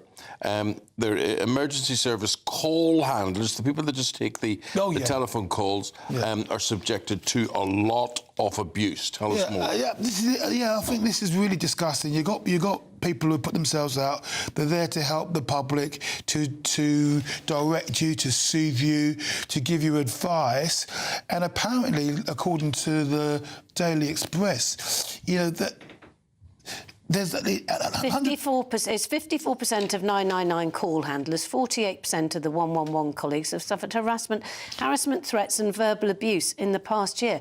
I mean, Dawn, your thoughts? I don't understand what's going on here. I don't understand the point of phoning up that and then being abusive to the person that's trying to help you. People it on may drugs. be drunks, but we know people phone 999 for the most ridiculous reasons. Yes, Like, exactly. you know, I've lost my mobile phone. Yeah, exactly, that kind of thing. So, I mean, yeah, there's idiots and there's idiots that phone 999 like that for that reason. I mean, there is a point. I know that was, you know, the whole thing about the NHS is that it's there to help people.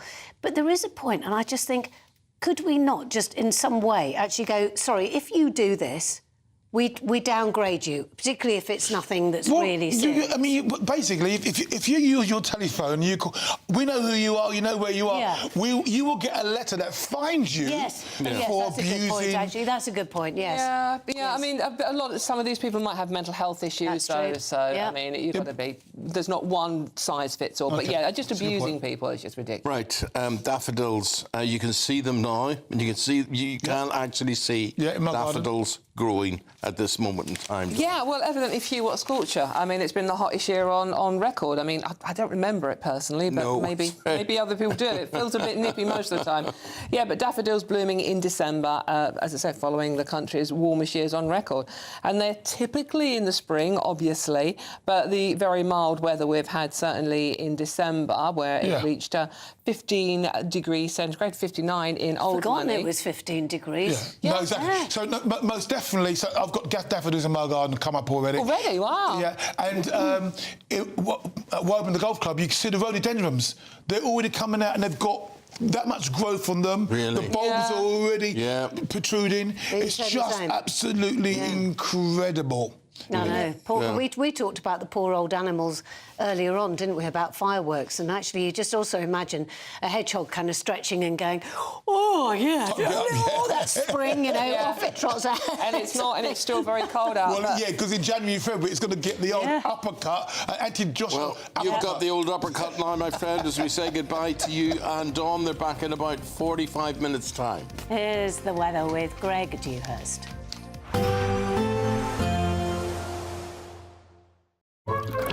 Warm and cosy, with a chance of zero visibility. Boxed Boilers sponsors the weather on GB News. Hello there, good morning. Welcome to your latest GB News weather forecast from the Met Office. Some thick fog in places this morning, a lot of cloud around and on the chilly side, and it remains chilly through the week ahead. So looking at the picture, we can see a lot of cloud across the UK, but there are some breaks in the cloud, and we've seen a frost in places, some thick fog, particularly through the central belt, so take care if travelling. This will slowly lift through the day, but may linger for 1 or 2, but otherwise a lot of cloud around, a few showers down the east coast of Scotland and England, and temperatures overall still rather chilly, between 4 and 7 Celsius for most of us, perhaps 8 or 9 around some coastal stretches. Again, the best of any sunnier breaks most likely in the west.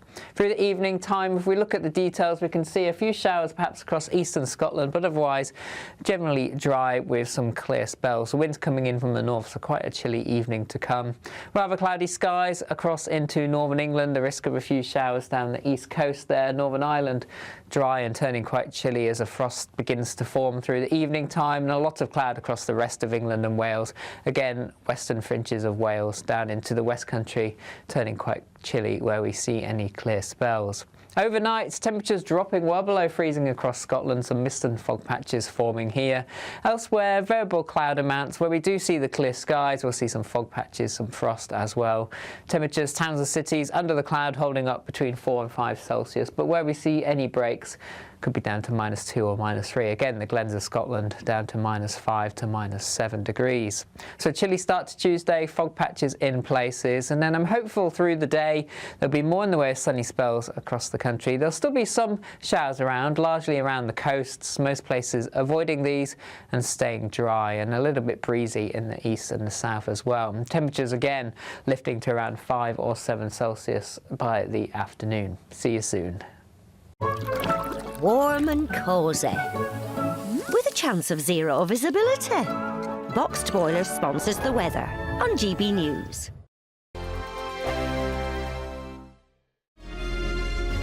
Thank you, Britain, for helping us reach 10 million followers across our social media platforms. We're truly honoured to have your trust, one follower at a time.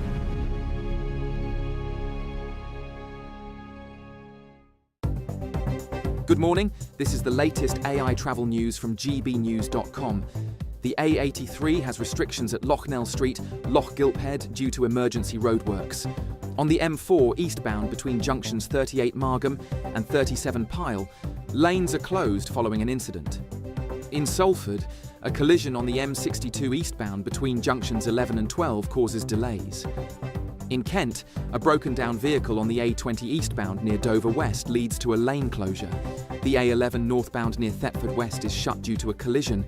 And on the trains, Avanti West Coast services between Milton Keynes Central and Northampton face disruptions. For more travel news, go to gbnews.com.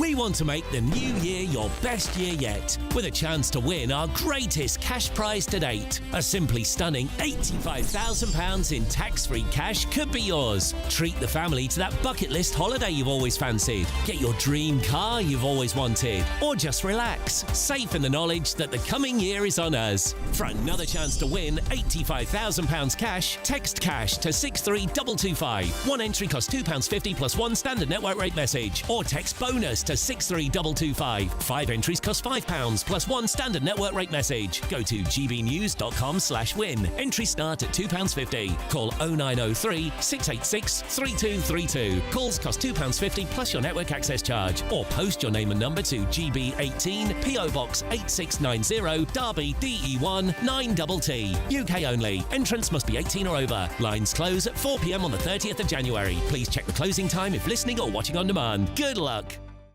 At GB News, we love to hear from you, our loyal community. So drop us a line at gbnews.com/yoursay.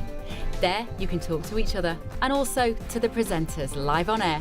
gbnews.com/yoursay, because GB News is your channel, Britain's news channel. Join me, Dannatt, for an informative, interactive news programme with a difference. It's fun. No, he didn't say that, Dave. I'm so surprised. I think there's an element of truth to that. Join me from 3 p.m. every weekend, only on GB News, Britain's news channel. In the GB Newsroom, we bring you the news as it happens. With our team of dedicated journalists across the UK, we're ready to keep you up to date with what's happening every half an hour, every single day. Bulletins here on GB News, the People's Channel, Britain's news channel. A really important thing about GB News, and it's brought something completely different to the landscape. The mainstream is all about keeping the status quo as it is, ticking along quite nicely. They don't want to ask difficult questions. GB News exists because there is a desperate need for fearless journalism that puts the people first. GB News came on the scene as a disruptor, and it has always been a disruptor ever since. Journalism in this country has been a cosy world full of groupthink until now. Well, the reality is that most British journalists are afraid. That's not GB News. Journalism is journalism at the end of the day, and we're not here to serve any masters. Our masters are our audience. We're here to talk about things in a way that have never been broadcast on British airways before. Do not miss a moment on GB News. The #1 news channel in the country.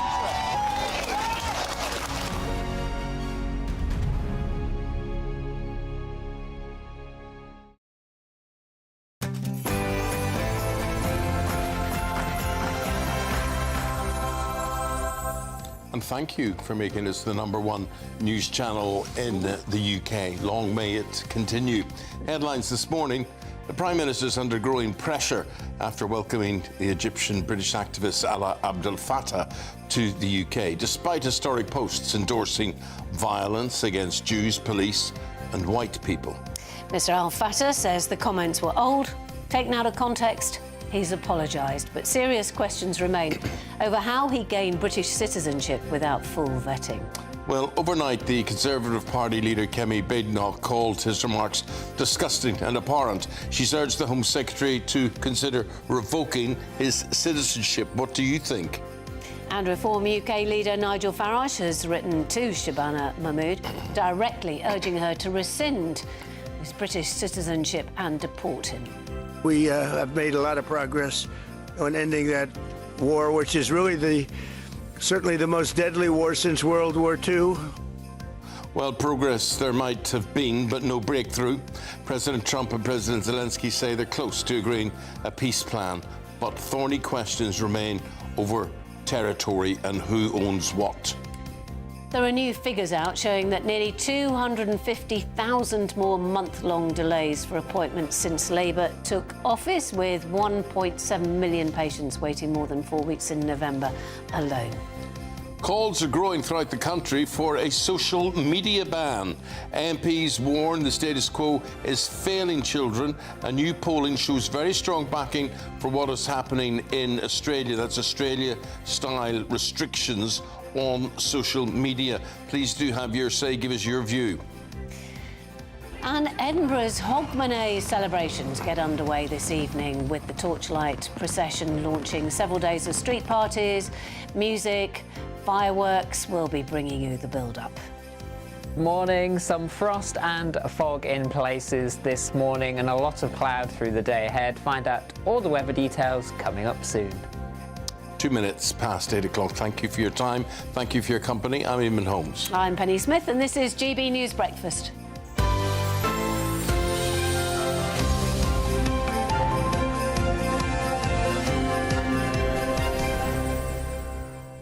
I think it's interesting what they've done in Scotland, Edinburgh. They've taken Hogmanay and taken it from one night, one evening, and made it into a week-long event programme. Yeah, I know. And why not Why not? Well, why not? Because it's always exciting welcoming in a new year. I mean, these days, to be fair, I generally like to go to bed early with a cup of Horlicks because I've reached that stage. What would you do New Year's Eve? I mean, it is a dilemma. In the past, I've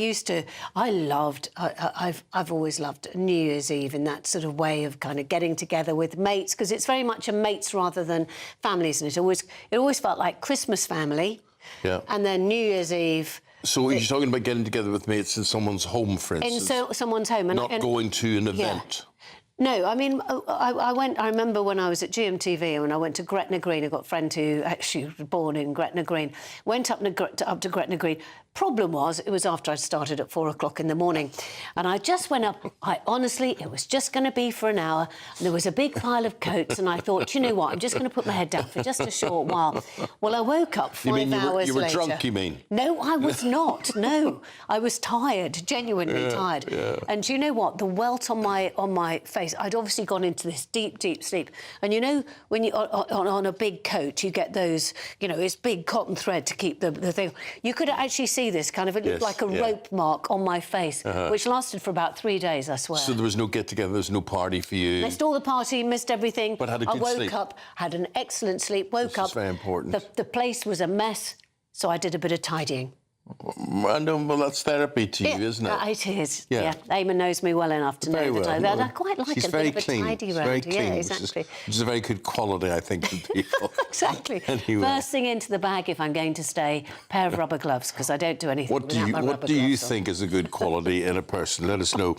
We're going to find out what a good quality is with Chris Philp. Chris is the Shadow Home Secretary. We often talk to him, and we're going to talk to him right now. And Chris, I think the thing to start off with is Alaa Abdel Fattah, this guy, the British Egyptian political activist.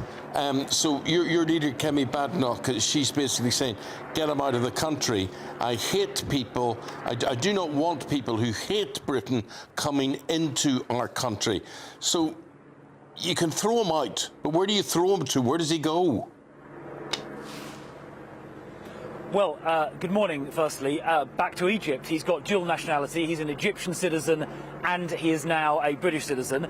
The government has the power, under the 1971 Immigration Act, to strip people with dual citizenship of their British citizenship if they are not conducive to the public good. That is the test. Yeah. And if I was Home Secretary, Chris, I understand today that, but be stripping him of his citizenship but and Chris, if returning he him has to spent Egypt. 10 years in prison in Egypt, can you really say, back off there, where you go again?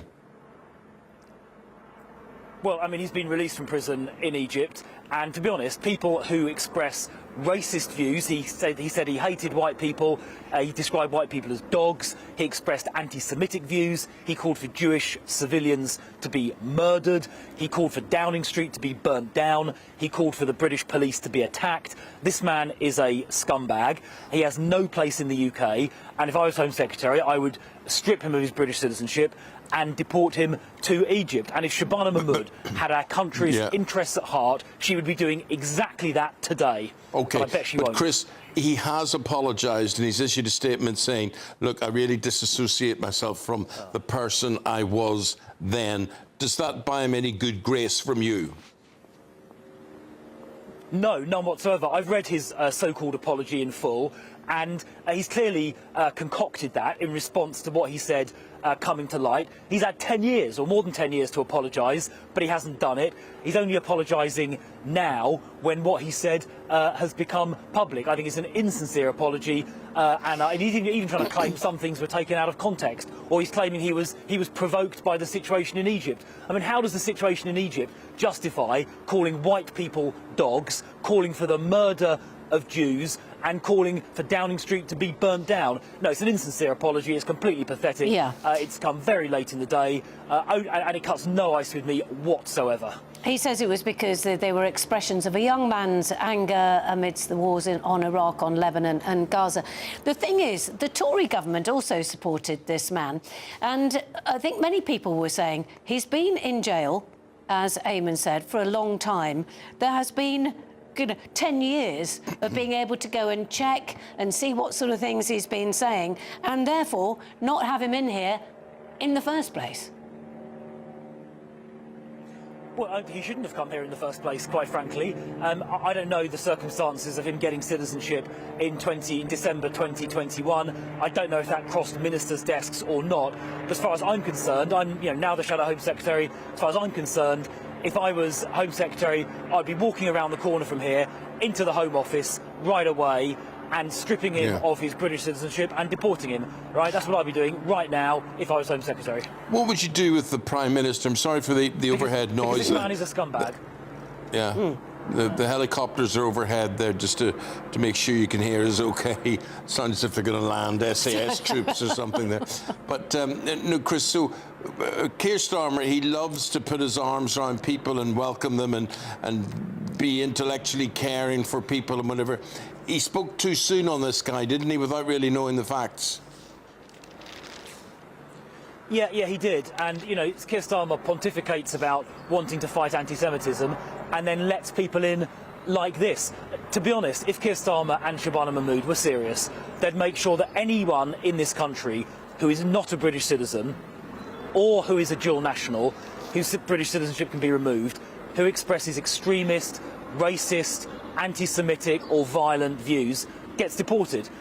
We've had enough talking. Keir Starmer, people like Keir Starmer, verbally, with words, condemn anti-Semitism and extremism. But we've had enough of words. Words are not good enough anymore. We need action. And that needs to start with deporting people who express extremist, racist, anti-Semitic views, support terrorism, where those people are not British citizens or where they're dual nationals. And if we start deporting those people, starting with this man, but anyone else as well who expresses those views, that will start sending a message that extremism, anti-Semitism, racism, support for violence and support for terrorism is not acceptable, not tolerated in the UK. And we won't just be speaking about it, we'll be taking action by kicking out those people expressing those views. Because frankly, I've had enough of this sort of anti-Semitism, racism and support, anti-white racism and support for violence. I've had enough of it. Well, thank you, Chris. The people who express those views should be kicked out if they're not citizens. Well, that was Chris Philp's message there. Loud and clear, we heard you despite the helicopters overhead, Chris. Thank you very much indeed. Chris is the Shadow Home Secretary. Do you agree with what he's had to say? Have your say today and we'll reflect it on air. Joining us now is former political advisor Charlie Rowley, and we've been talking to you all morning about this. And can I come back to that point that this is not somebody who has just suddenly emerged on the scene. This is somebody who there have been campaigns to getting him out of prison. He's a dissident. He was a supporter. He's a pro-democracy campaigner at the time of the Arab Spring. He was anti the Muslim Brotherhood, which is why he was welcomed by the British. The British both Tory and Labour. Yes, that would be his argument, and I couldn't hear what Chris was saying there, so but I imagine he was making the case pretty strongly. And he should be left. And he should be removed. And I've read his pieces in the paper today, so I imagine it was much of the same. But yes, look, 10 years ago, people could argue is a long time, but where do you draw the line? If it is about security, about particular people's views, particularly against anti-Semitism, which has been on the rise, I think, in the UK. If you take obviously the attack that happened at Bondi Beach in Sydney last week, if you look at what happened in Manchester, if you look at banning Israeli and Jewish fans to come to watch a match at Aston Villa in Birmingham, that was ludicrous. And also the lies that went on about the banning at the time as well. Precisely. So you can't help but feel that when you then discover someone that wants to come into the UK that has had quite clearly anti-Semitic views that should have been picked up upon, that clearly haven't, so there's a failure of the state to look into this guy in the first place. There's no wonder why people will feel uneasy, particularly when, there is a debate to be had about free speech. We talked about Lucy Connolly being locked up in the past for some of her tweets. Gary Linehan, the writer, Father Ted, met with armed police officers for a tweet that he posted in America about trans, in the UK. So where does the line draw? We'll draw a line there with you, Charlie, but we're going to talk about Ukraine and Russia and America now, and we're going to do that with Lord Richard Dannatt. Lord Dannatt is the former head of the British Army, and he joins us now this morning. Lord Dannatt, very good to see you, and it's going to be good to hear your theories on things here. where are we at militarily with all of this? I mean, people talk about a deal. It's going down as a business deal. America gets mineral deposits, Russia gets territory. I don't know what Ukraine gets, but how are you feeling about what you're hearing? Well, the talks are ongoing, and I think, as various commentators are saying, nothing is agreed until everything is agreed. And there are some critical aspects that have not yet been agreed. One is the very important issue as to whether Zelensky and the Ukrainian people are willing to give up the remaining part of the Donbass in order to secure what you might call as a lasting peace. But I think here is the catch, that this has got to go to a referendum, possibly a vote in the Ukrainian parliament or a referendum amongst the Ukrainian people. And I doubt very much whether either the people or the parliament will actually agree to a deal that includes giving remaining part of the Donbass territories to Russia. So I think there is actually still a long way to go before any form of ceasefire, any form of agreement is reached. So the other problem with Ukraine, isn't it, Lord Richard, is that there are many Russians who were living there beforehand, who still live there, one assumes, and also the areas of Donbass that have been taken have actually been, that there are Russian people there. So you've got, and plus we know that the Russians are very capable, more than capable, of actually skewing anything where you're talking about a vote. Yes, I mean, I think what you're alluding to, Penny, there is the discussion that went on at the end of the Cold War in the early 1990s as to whether those Donbass provinces would be Ukrainian or would be Russian. Now, you're absolutely right. The vast majority of the people, or a large majority of the people there, spoke Russian. They probably looked more towards Moscow than towards Kyiv. But this overlooks a really critical point. It was agreed that Donbass provinces would be Ukrainian, and therefore they are Ukrainian sovereign soil. And if we are to agree that through force of arms and then a negotiation under pressure that the remaining part of that territory of Donbass should become Russian, then frankly the aggressor has succeeded, and we will have appeased that aggressor. And that, I think, is a really dangerous situation, not just for Ukraine, but for the world order. So there are big issues at stake, not just for the Ukrainians, but certainly for us Europeans and more widely. The question is, Lord Dannatt, how do we solve those problems? We look at Russia at the moment and they're intensifying attacks with drones and missiles, and it really is brutal beyond belief on the civilian population there. But where do you think in any deal it leaves Ukraine, and what sort of NATO protection do they get? Who or what would be acceptable to be on Ukrainian soil to, I don't know if the word is to fight alongside them, but to make sure that the Russians don't fight them? Well, Eamonn, of course, that is the other major sticking point. The Ukrainians, quite rightly, are holding out for substantial security guarantees. Now, there's been the question of NATO membership. I think that's on hold for the time being. But what Zelensky needs is to get an assurance from Trump that the United States is prepared to guarantee Ukrainian security, and also for other European countries, Britain, France, Germany, Poland, other countries very close to Ukraine as well, what security guarantees they are going to give to Zelensky and Ukraine. And that is absolutely critical. I mean, I think the thing is here is that Zelensky is walking a very tightrope. On the one hand, he's trying to keep Trump on side because he needs America's support. On the other hand, he can't give up too much and lose the support of his own people. So he's in a very difficult position at the present moment. But critically, as I said before, nothing is agreed until everything is agreed. And those two sticking points of territory and security guarantees are outstanding at the present moment. So, Lord Dannatt, is this, if I could put it very simplistically, is this a war from Russia against Ukraine, or is it something bigger? Do you think this is a war from Russia against the West? It's always been something bigger. Of course, yes, Putin would like to restore Ukraine, as he would see it, as being part of Russian territory. But more widely, he would like to see a fracturing of the unity of the West. He would like to see a fracturing of the unity of NATO. And he's been pressing, of course, in Ukraine. He may well try and press after a ceasefire elsewhere, one of the Baltic states, Sweden, Finland, or elsewhere. that's his big prize, to shatter the cohesion of the West. And it was that cohesion that destroyed his beloved Soviet Union in the late 1980s. Former head of the British Army, Lord Richard Dannatt, thank you very much. Always a pleasure. Thank you very much indeed. Thank you. Thanks, Eamonn. Let's get Charlie Riley's take on various things. Do you think a deal is possible here? I'm just seeing what seems to be like a business deal. Trump always just used this word deal, deal, deal.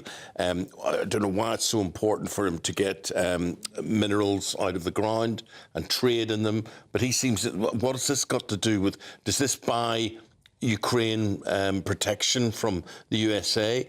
Putin's got a deal where he's going to get land out of it. What's the deal for Ukraine? Well, yeah, that is the end of war. Exactly, the stopping of the killing, stopping of the war. But you're absolutely right. They'll lose their minerals, probably to America. Donald Trump, The Art of the Deal, a book that he once brought out, it's because he wants the Nobel Peace Prize. You know, I think he wants to end the war, to have that title that he's brought this war to an end. He is central to this negotiation, though, Donald Trump, because he can bring it to an end, but he obviously doesn't understand the politics of it. He doesn't understand the intricacies. Well, and the debate in America is actually, has the president been played? You know, someone that is supposed to be a good salesman and a good negotiator, business person, is he being played by Putin? Has he, you know, given too much to Putin? Has he given him too much respect? Has he allowed Putin to sort of lead these negotiations, because they're clearly dominate them as well? And also, you know, it looks like Putin's got all the cards. I don't think he has got all the cards. There's a feeling that he has. I think there's a feeling that he has, and that Russia is strong and a superpower. It is huge. But I don't think it's as strong as the United States or Britain or France, you know, when you put all that together, Europe in general. And I think that's absolutely right. And look, and don't forget, you know, Russian forces are always depleting as well. They don't have the strength that they tend to project. But you're right. They do have missiles. So they've got the missiles. And then that's the question. Is it something bigger? And it has been something bigger. You know, the failure of the West, and I think the failure of perhaps the UK, and is when, obviously, Russia annexed Crimea in 2014 and invaded Georgia. We've seen the aggression of Russia against the West, and the Europe and the UK weren't strong enough, which is why we're now, I think, overly relying on Donald Trump to try and bring this to an end, because he is someone that is probably the only man at the minute to do it. And look at the way that Russia is attacking infrastructure in all sorts of places. Awful. You know, the fact that they're now mapping underseas cables, and that will affect us as well, because when people say, you know, the Ukraine war, how does it affect us? It does. And also, you know, as we were talking to Lord Dannatt there, the point is that if Putin's got his eyes set on Latvia and Lithuania and then beyond that, Poland and all the ex-parts of the USSR, I mean, that is really encroaching. I think the fault with the West, Charlie, correct me if I'm wrong, is I don't think they've given either overtly or secretively Russia too much to worry about. I think there should have been more drones, more attacks into deepest Russia, into Moscow, into St. Petersburg, whatever, to make the Russian people think, what is Putin actually doing? I think that's absolutely right. And look, you know, Boris Johnson's got a lot to answer for over the last few weeks, whether it's against, you know, this chap getting citizenship, whether it's about immigration. But when it came to Ukraine, I think Boris was one of the first to say, we need to give Ukraine the drones. We need to give them the AF-38, whatever they were, aircraft, to make sure that Russia doesn't advance any further and the war could have been brought to an end sooner. Charlie, good man. Thank you very much indeed this morning. Appreciate it. 21 minutes past 8. Let's get your weather update with Greg Dewhurst.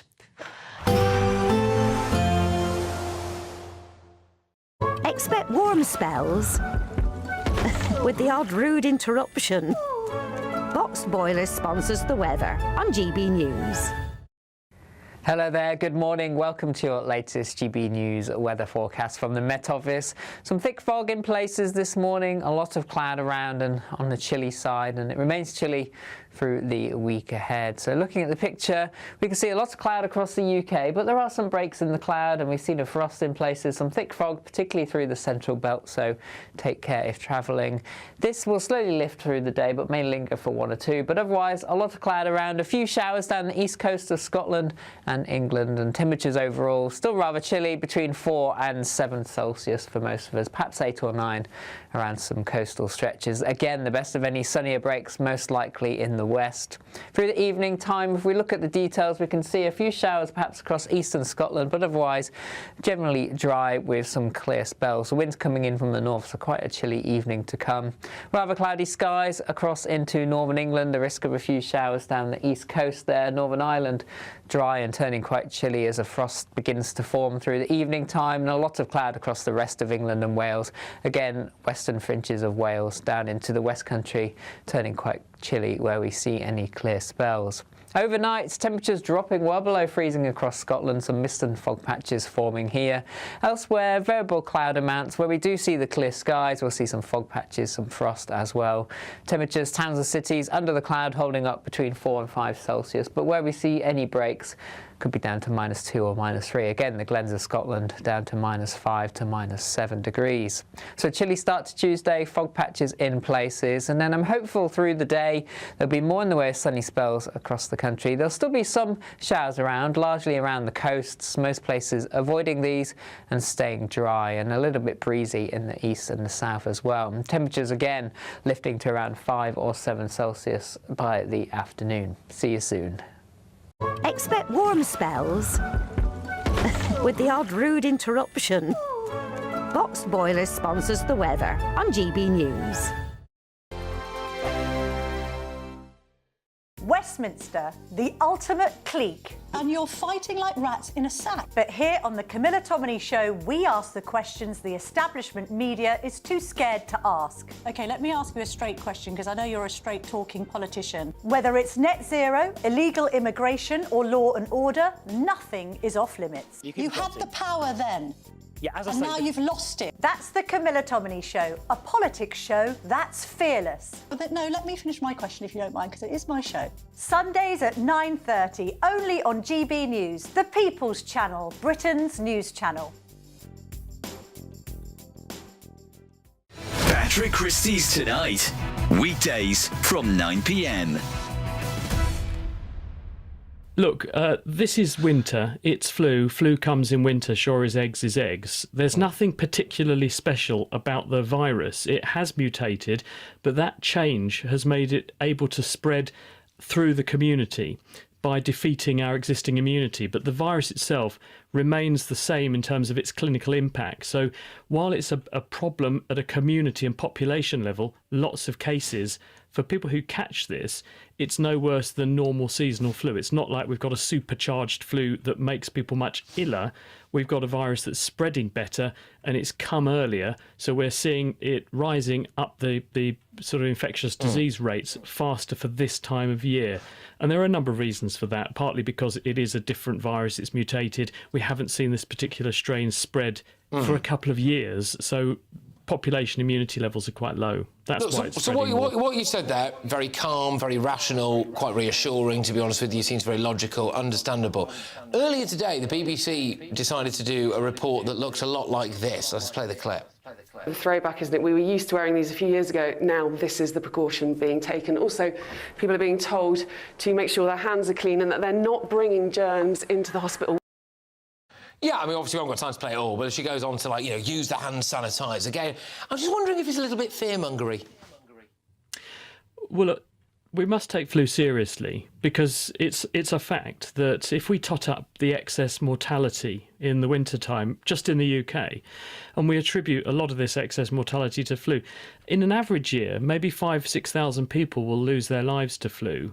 And in a bad year, it might be as high as 20,000. So we don't take this lightly. We're not complacent about flu. GB News, the People's Channel. No matter the state it's in, this is our nation. Join me, Jacob Rees-Mogg, for a genuine, honest discussion on where we have been, where we are going, and where we are with the people who set the direction. Tune in to State of the Nation every Monday to Thursday, 8 to 9 o'clock. Only on GB News.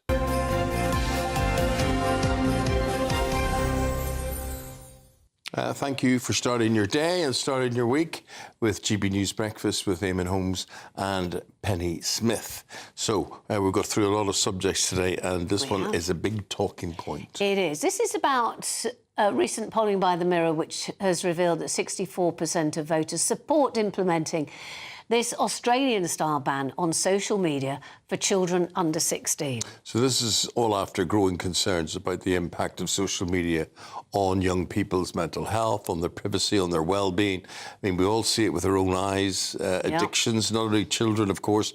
And, well, if you start the addiction young, it stays with you, obviously, for the rest of your life. Yeah. However, despite this public support, the Prime Minister, Keir Starmer, has voiced opposition to a ban like that, saying it could restrict freedoms and overstep government boundaries. Well, let's debate all of this.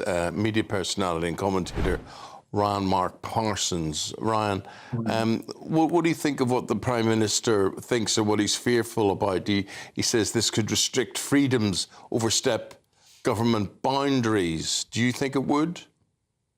Well, I disagree. I just really see it as a positive step, and exactly what the Australian government have implemented, I think, is a direction that we need to go in. I'm 25, very much Gen Z. I've embraced social media throughout my entire life, pretty much. But if I imagine TikTok apps similar to that didn't exist when I was 16, and how addictive they are, how I see social media being addictive now, I think it would have been incredibly detrimental to me at that developmental age where your brain is developing and you need to really just be out there socializing in the real world, not hooked to your phone. And but I bet you part of you, Brian, I bet you part of you wants to see what the 16-year-olds in Australia are experiencing or not experiencing. You just want to spend a day with them and say, can you do this? Can you do that? Can you look at that site or not? I would love to see if it actually does affect them or they can just calmly get on with life.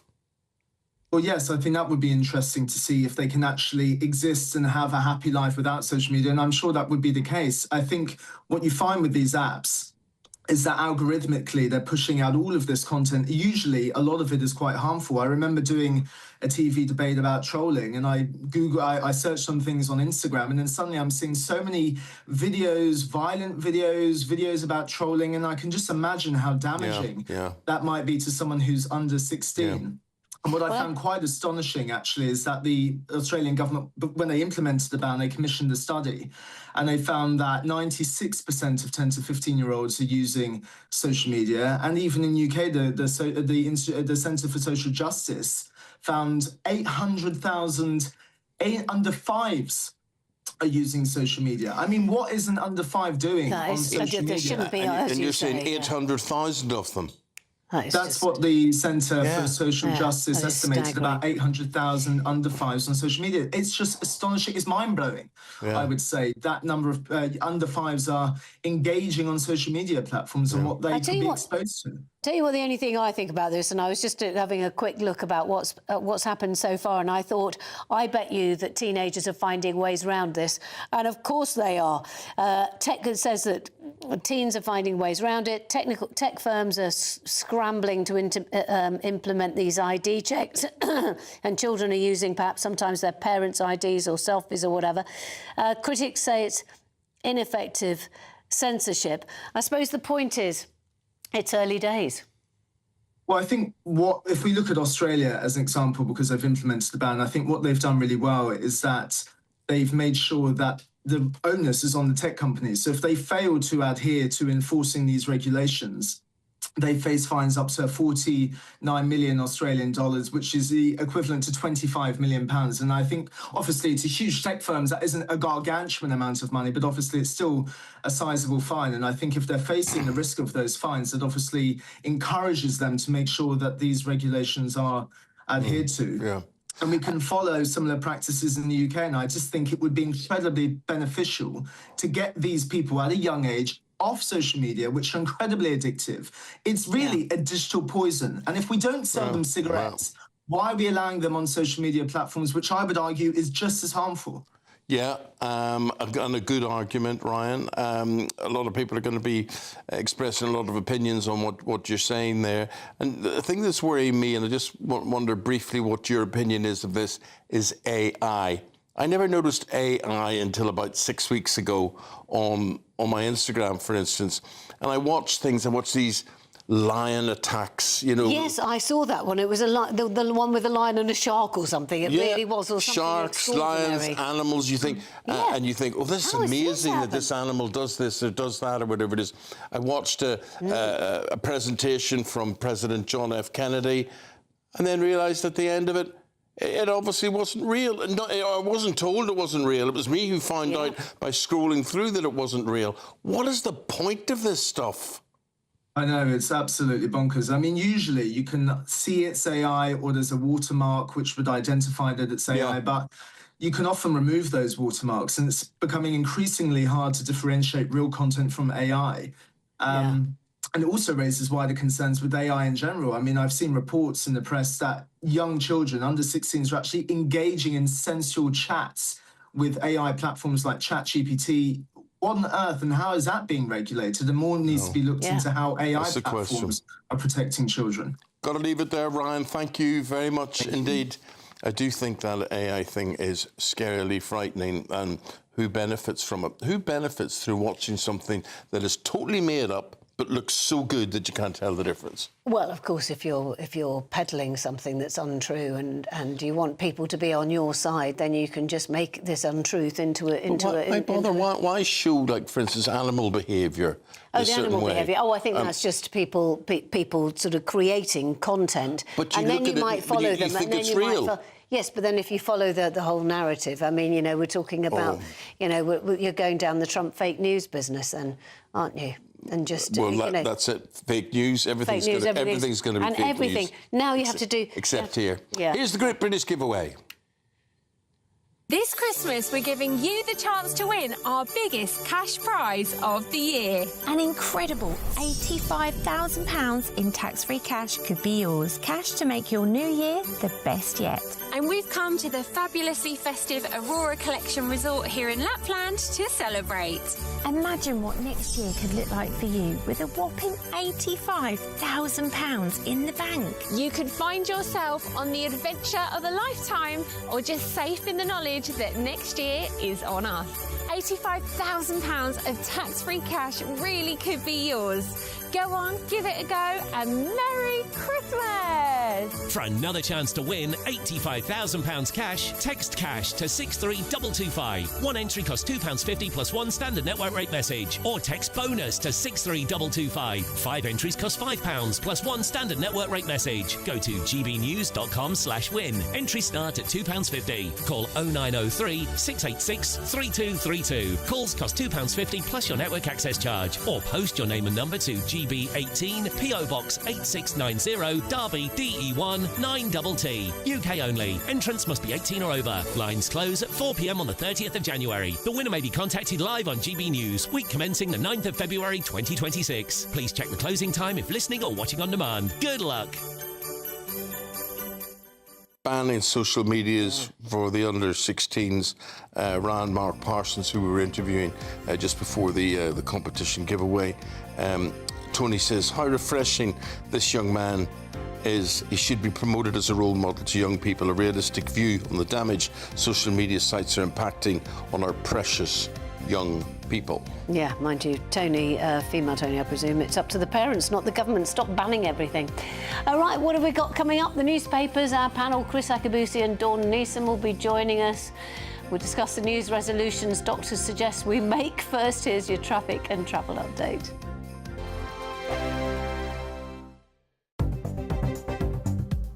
Good morning, this is the latest AI travel news from gbnews.com. The A83 faces restrictions at Locknell Street, Lochgilphead due to emergency roadworks. In Norfolk, the A11 northbound is closed between junctions with the A1065 and A134, Thetford West after a road collision. In Kent, the A20 eastbound between junctions with the A260 and the A256 Dover West has one lane closed due to a broken down vehicle, expected to clear by 8:35. And on the trains, significant work affects Avanti West Coast between Milton Keynes Central and Northampton, and cross-country services in the Cambridge area. For more travel news, go to gbnews.com.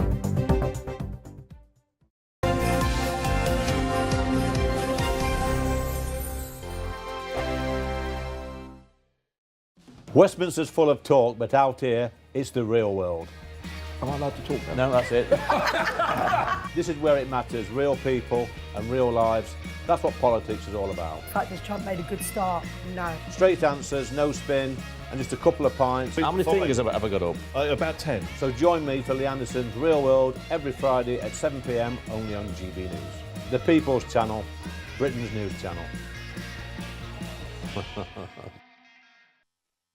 You want to know what's really going on in the corridors of power? Labour don't know what to do with you half the time, and that makes you quite lethal in the chamber. Get behind the headlines with Chopper's Political Podcast. Join me, Christopher Hope, as I sit down with the great and the good of British politics. We'll see where this ruling takes us. These are the stories shaping our nation.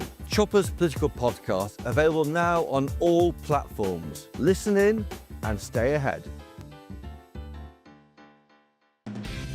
Decisions made in Washington aren't just shaping America, they're shaping Britain too.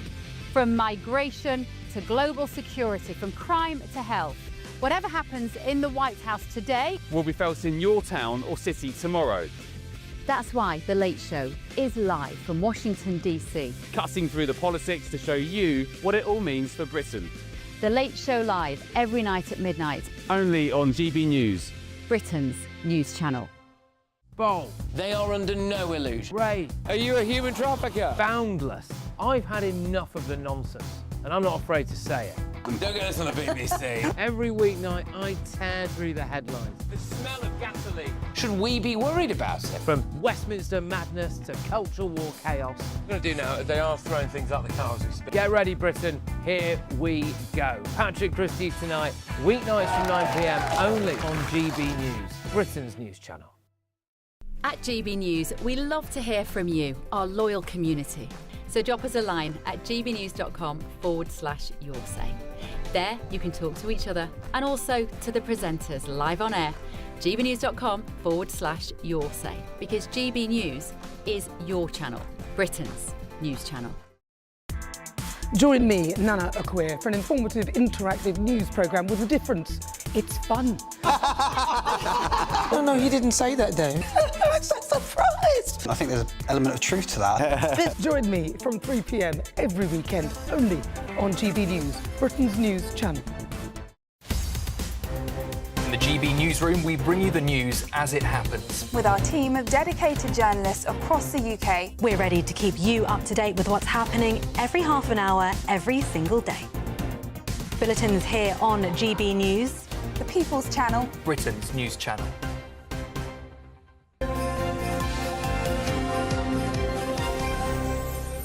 We're going to have some interesting chats now with Don Neeson and Chris Akabusi about certain things. And one of them is, as we approach New Year, Don and Chris, are you going to make a New Year resolution? Because we've got some ideas here that doctors say that you should make. And I think some of these are very interesting, Don. Well, yeah, I mean, this is obviously, it is that time of year where we're probably all overindulged. By the way, cheers, everybody. It's not alcohol, honestly. We've all overindulged.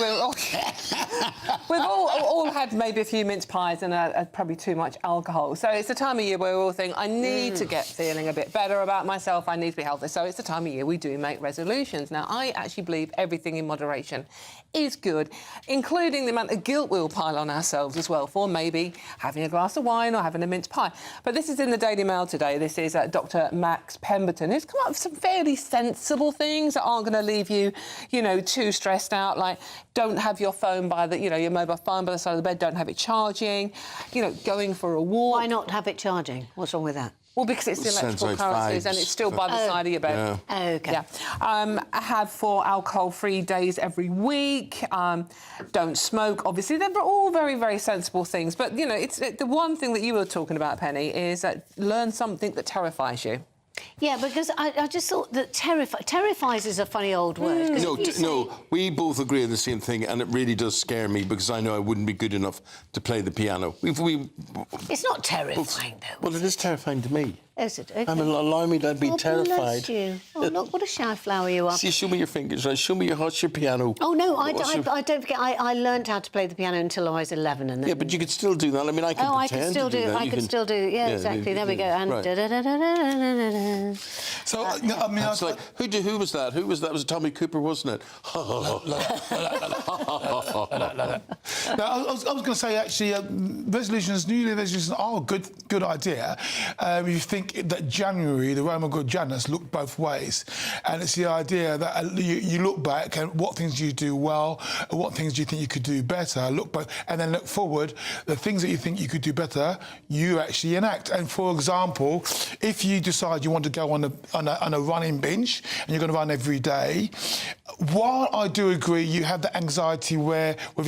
Guilt if you miss a day. Yeah, but if you don't and you manage to get 21 days in, actually, it does become a habit. I know in 2015, I did exactly that. What was your habit, mate? No, well, I thought you were going to say running, and I was going to say, did you ever get quite good at that?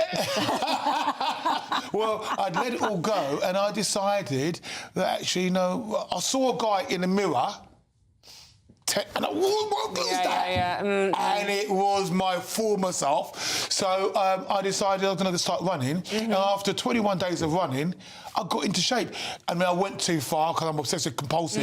And so within that year, I'd lost 2 stone, and I just looked very ill. But you can't get on it. But there are a lot of things here I think are really, really good. We were talking about learn something that terrifies you. So for me, I would love to learn the piano. You would love to learn the piano again? Well, I'd like to, but it doesn't terrify me. But I would like to. But pianos are a bit big. Not really, no. I mean, because as Penny says, I think terrifying is a strong word. I think something that challenges you. Learn something that challenges you. Yeah, absolutely. Here's the thing. I mean, it's saying, for instance, walk 30 minutes before lunch. I can't believe book hygienist appointments. I can't believe that people don't do that. But anyway, well, people can't get dentist appointments, to be fair. So. Yeah, I like eat 30 different plants every week. And when they say plants, they're not meaning hydrangeas, and you're eating a rose. What I think is really important to doing anything is time.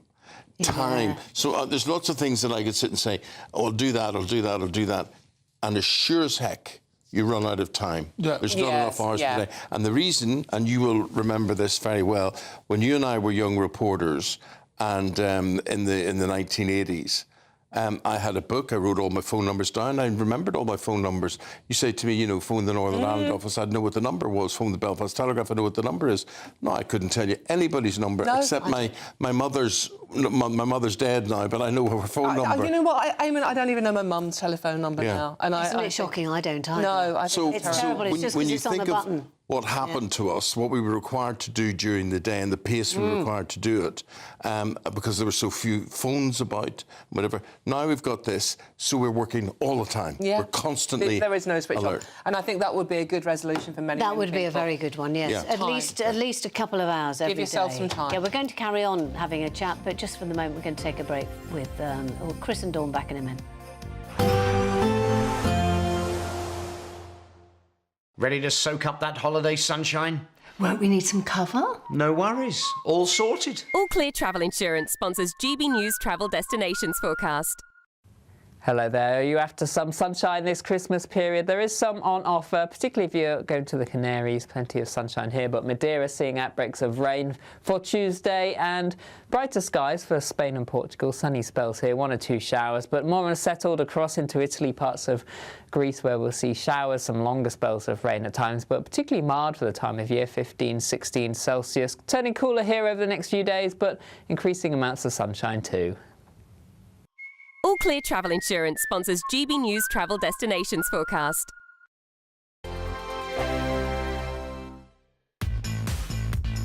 5 hosts, 5 opinions, 5 fearless debates, 5 unfiltered takes on the day's news. 5 reasons not to be anywhere else on Saturday night. This is the Saturday 5. You got me. You got me good there. Britain's biggest Saturday night TV show. It's not a bad brand. Yeah. Uncensored. Very, very racy tonight on the unpredictable. What does she say? Can you translate it for us? And always entertaining. And how can a country go from being led by William Wallace Saturday nights from 6 p.m. only on GB News. The People's Channel. Britain's news channel. You're going to want to stay tuned, trust me. This is GB News, Britain's news channel. Thank you, Matt. Let's hear now from the King. This is a season when our thoughts turn to celebrations with our friends and families. In the midst of this festive period, I just wanted to ask you to join me today in finding a special place in your hearts and your minds and prayers for the hundreds of thousands of people across our United Kingdom who receive a cancer diagnosis each year, and for the millions more who love and care for them. I know from my own experience that a cancer diagnosis can feel overwhelming.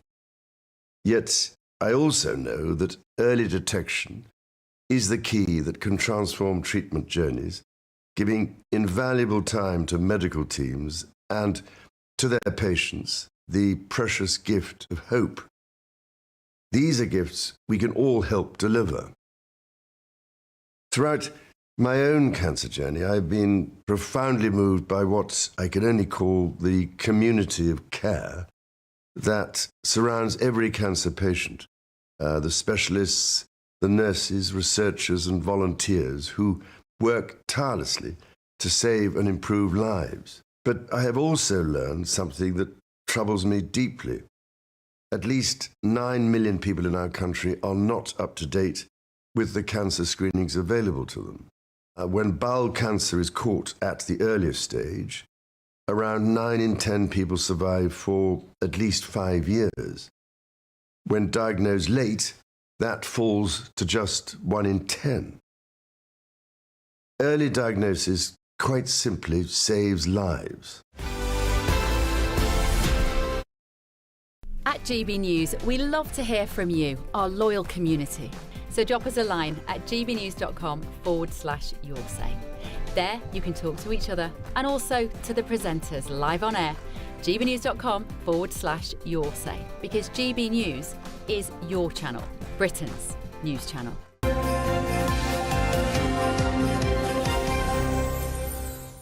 Chris Akabusi, Dawn Neeson, still here, and I would like to eat my mince pie. I bought 2 mince pies in today. I'm sorry I didn't actually bring in 4. You don't like them anyway, and you probably don't eat them. Yeah. I happen to love a mince pie, and a mutual friend of ours made these mince pies, so I brought them in and I thought we could have one each. I'm sorry, but you are going to have the small one. I'm having the big one because I'm greedy, and that's the long and short of it there. But as it turns out, there's a story in the Times today about mince pies, and this is about a dog called George, right? How thoughtful of me that I found this story so you two could sit and eat the mince pies and Chris and I could just sit here without a mince pie.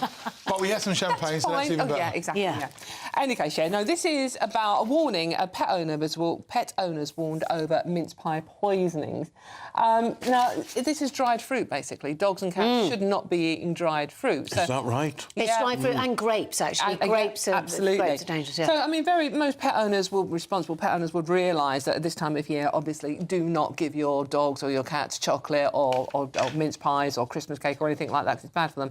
But dogs and cats move faster than we do most of the time, especially at this time of year. And particularly if you're standing up and you're eating something that's quite crumbly and it drops, and you don't necessarily even know that something's dropped. They are on it. So this is a story about basically the rise in vet visits over this period of time, purely because animals have been eating Christmas puddings, chocolates, grapes, mince pies, etc.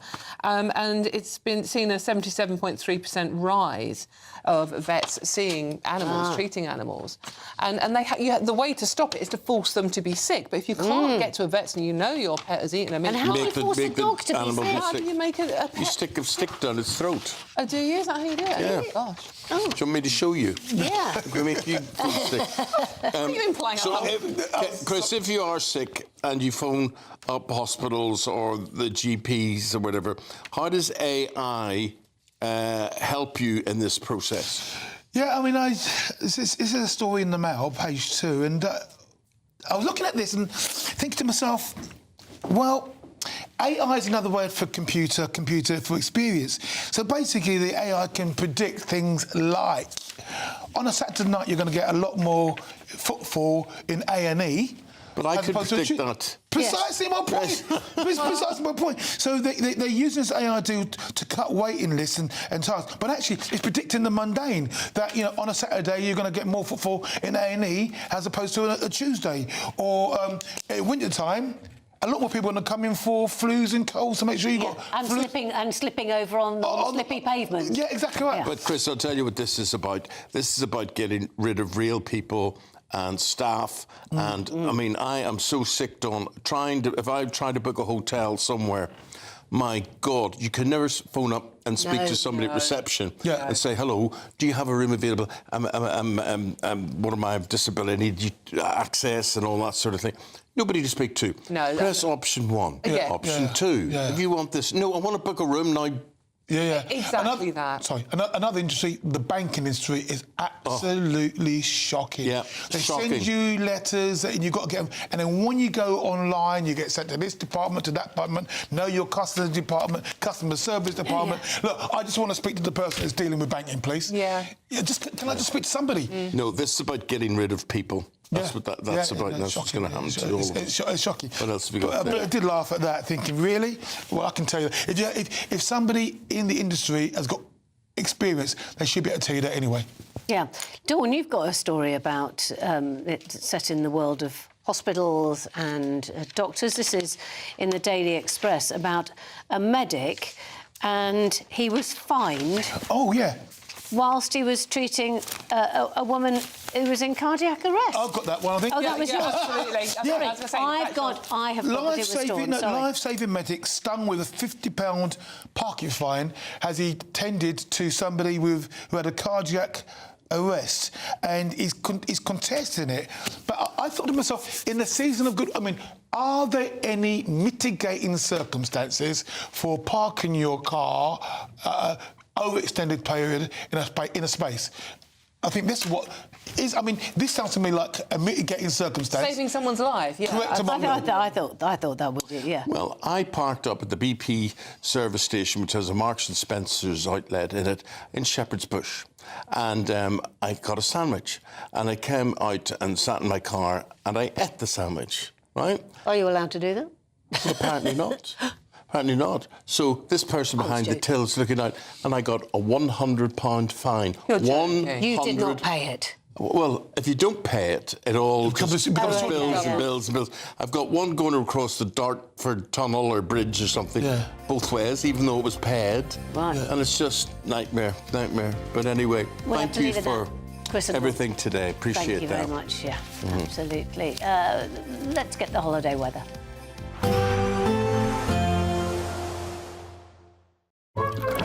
Warm and cosy, with a chance of zero visibility. Boxed Boilers sponsors the weather on GB News.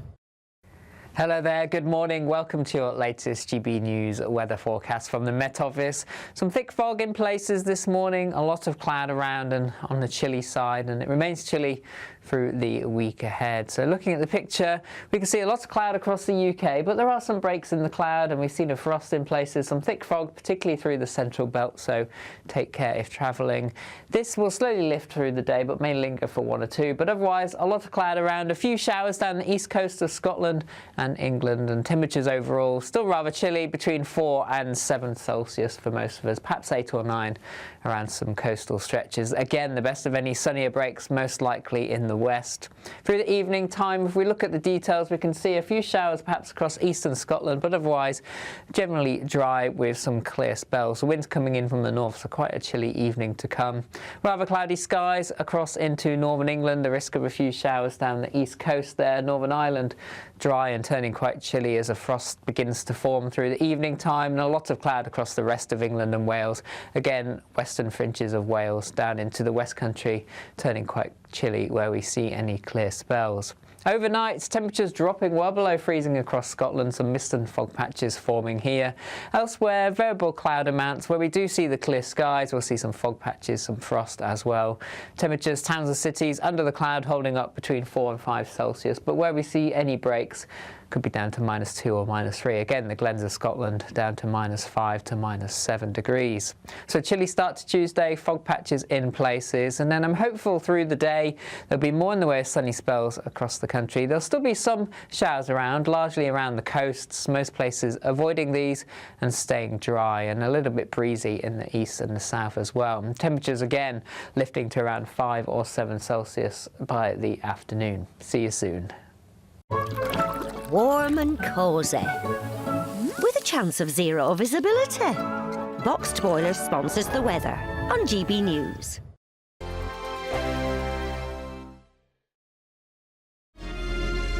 Thank you to our global community for watching and listening to GB News.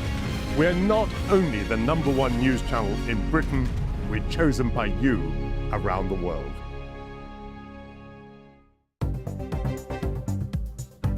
Good morning. This is the latest AI travel news from gbnews.com. The A83 is restricted at Loughnell Street, Loch Gilphead due to roadworks. On the M4 eastbound, expect lane closures between junctions 38 and 37. The A11 northbound in Norfolk is halted between the A1065 and the A134 Thetford West due to a collision. In Kent, the A20 eastbound has delays near the A260 with a lane closed until 9:12 this morning. And on the trains, Avanti West Coast faces major work between Milton Keynes Central and Northampton. For more travel news, go to gbnews.com.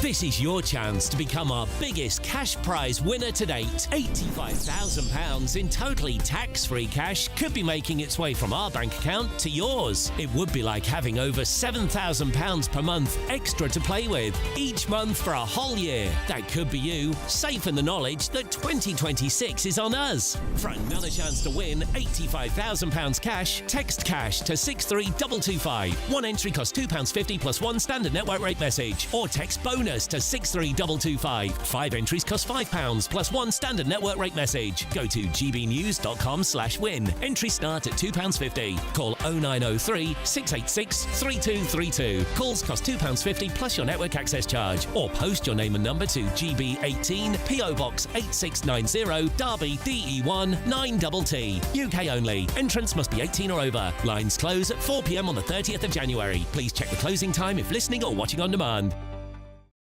Westminster's full of talk, but out here, it's the real world. Am I allowed to talk then? No, that's it. This is where it matters, real people and real lives. That's what politics is all about. In fact, has Trump made a good start? No. Straight answers, no spin, and just a couple of pints. How many fingers have I got up? About 10. So join me for Lee Anderson's Real World every Friday at 7 p.m, only on GB News. The People's Channel, Britain's news channel. You want to know what's really going on in the corridors of power? Labour don't know what to do with you half the time, and that makes you quite lethal in the chamber. Get behind the headlines with Chopper's Political Podcast. Join me, Christopher Hope, as I sit down with the great and the good of British politics. We'll see where this ruling takes us. These are the stories shaping our nation. Chopper's Political Podcast, available now on all platforms. Listen in and stay ahead.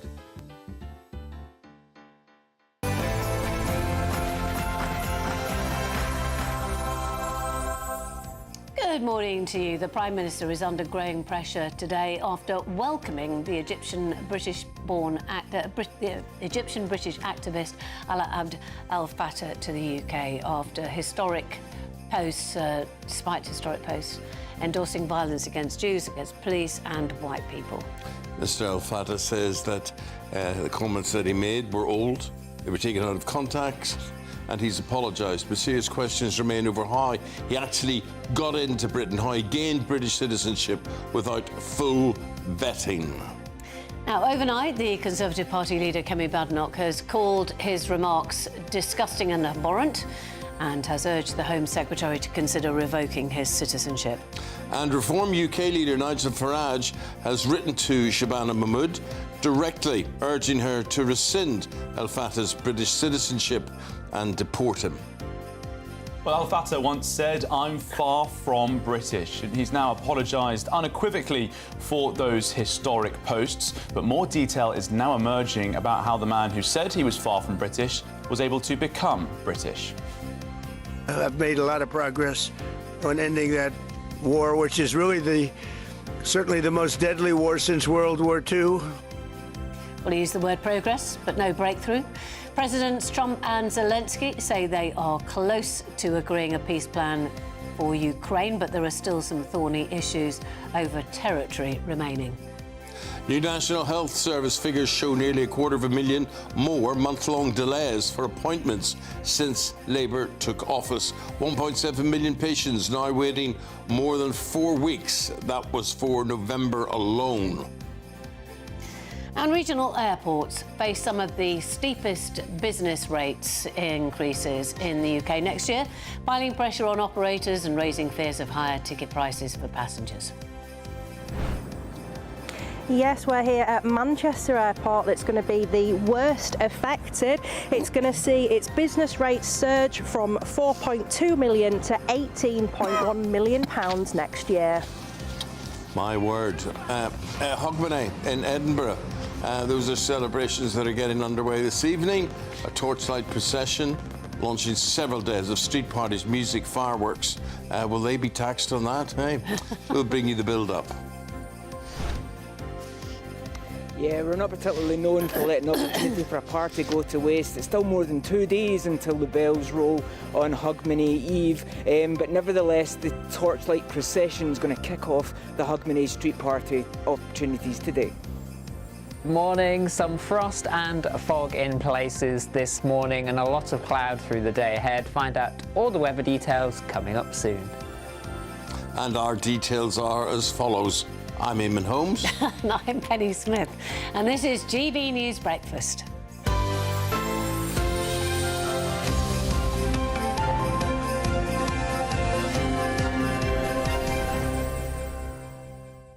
Now, we mentioned that we're going to go over to Anna Riley and Manchester Airport. And we were talking about a bit earlier on about this, so we had some comments. And I liked Frank's comment because he said the nicest airport in the UK is Inverness, flying in or leaving. It's small and cosy, just like a cuppa, and would recommend it flying to Europe. Now, I've flown into Inverness, and it's a lovely airport. It is partly because it's small. It feels intimate. It is a bit like, you know, some of those lovely. A lot of people won't even know Inverness has an airport. Well, to be honest, I didn't know. I was going to stay with friends nearby, and I didn't know that there was an airport in Inverness. And it's great. It's friendly. It's approachable. You go through, and everybody knows everybody else, it seems to me, as well. It's at the foot of Loch Ness.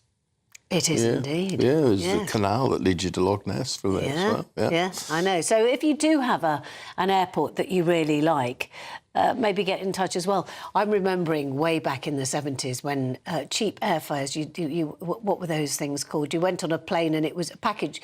It was sort of like a deal where you went at 3 o'clock in the morning. They were terrible.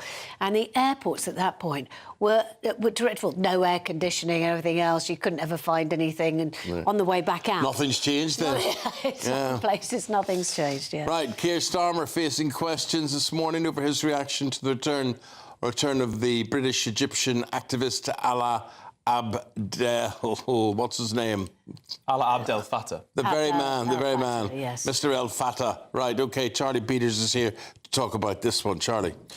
Well, isn't it curious, this apology that's come out overnight where Mr. El Fattah has said that his statements, I hate white people, his comments about Zionists, really strong and extremely nasty remarks about police officers as well. These are on social media from 15 years ago at the oldest, from 2010 to 2012. He said that they were mostly expressions of a young man's anger and frustrations. Well, he's 44 years old now, so most of these posts would have been in his late 20s or indeed early 30s, an age at which perhaps you should know know better Well, I before don't think saying that these sorts it's of about things. whether you talk about a young man. I mean, as soon as when he said about a young man, I did go and check his age, because I thought, actually, you know, if it was 17, 18, Right. actually, you know, we do change a lot from that kind of, you know, sounding off when we're that age. Sure. So I'm excusing it, but I'm just saying that, you know, we are very different people.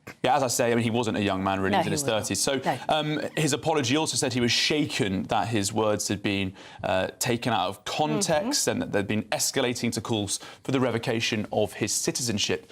But more detail has been revealed overnight about how he came to acquire that citizenship in 2021. Now, he wasn't born in Britain. He's Egyptian. He's been in jail there, obviously, since 2019 for activism against the Egyptian state and for social media posts. But he came to acquire that citizenship in 2021 because it was passed to him through his mother, who was born in Britain while his grandmother was studying in London. Now, in 2019, there was a change in the rules in Britain on how citizenship was passed on in that format when you were no longer, if you weren't actually living in Britain. And the good character test to check if someone was an extremist was removed. And that was because a convicted murderer launched an appeal, a British-American murderer. He wanted his citizenship, but it had been denied to him, according to his legal challenge, because of his conviction for murder. Now, under Articles 8 and 14 of the European Convention of Human Rights, which is about a right to privacy and family life and also the right against discrimination, he won that appeal. And so the good character test was removed. Now, if that test was applied in this case in 2021, funnily enough, you know, Penny and Eamonn, I don't think he would have got that citizenship had the British state found those remarks that he'd made over the 2-year or so period about 15 years ago. But again, that's assuming they would have known about them, because... Yeah, so this was Boris Johnson was Prime Minister at that time. I think so, yeah, in 2021. Yes, in 2021, Boris Johnson was at a time. Okay. And so, and also, of course, we were also in the depths of the pandemic.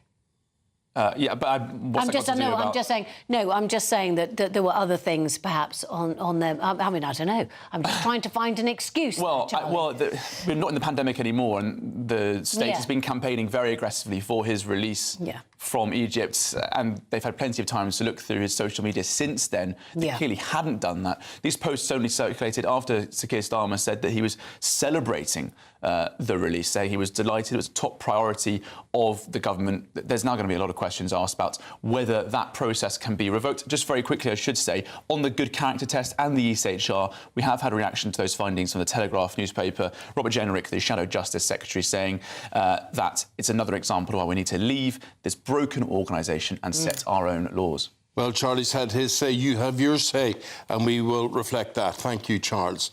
Flight prices could be about to jump. Regional airports are facing huge hikes in property taxes from the government.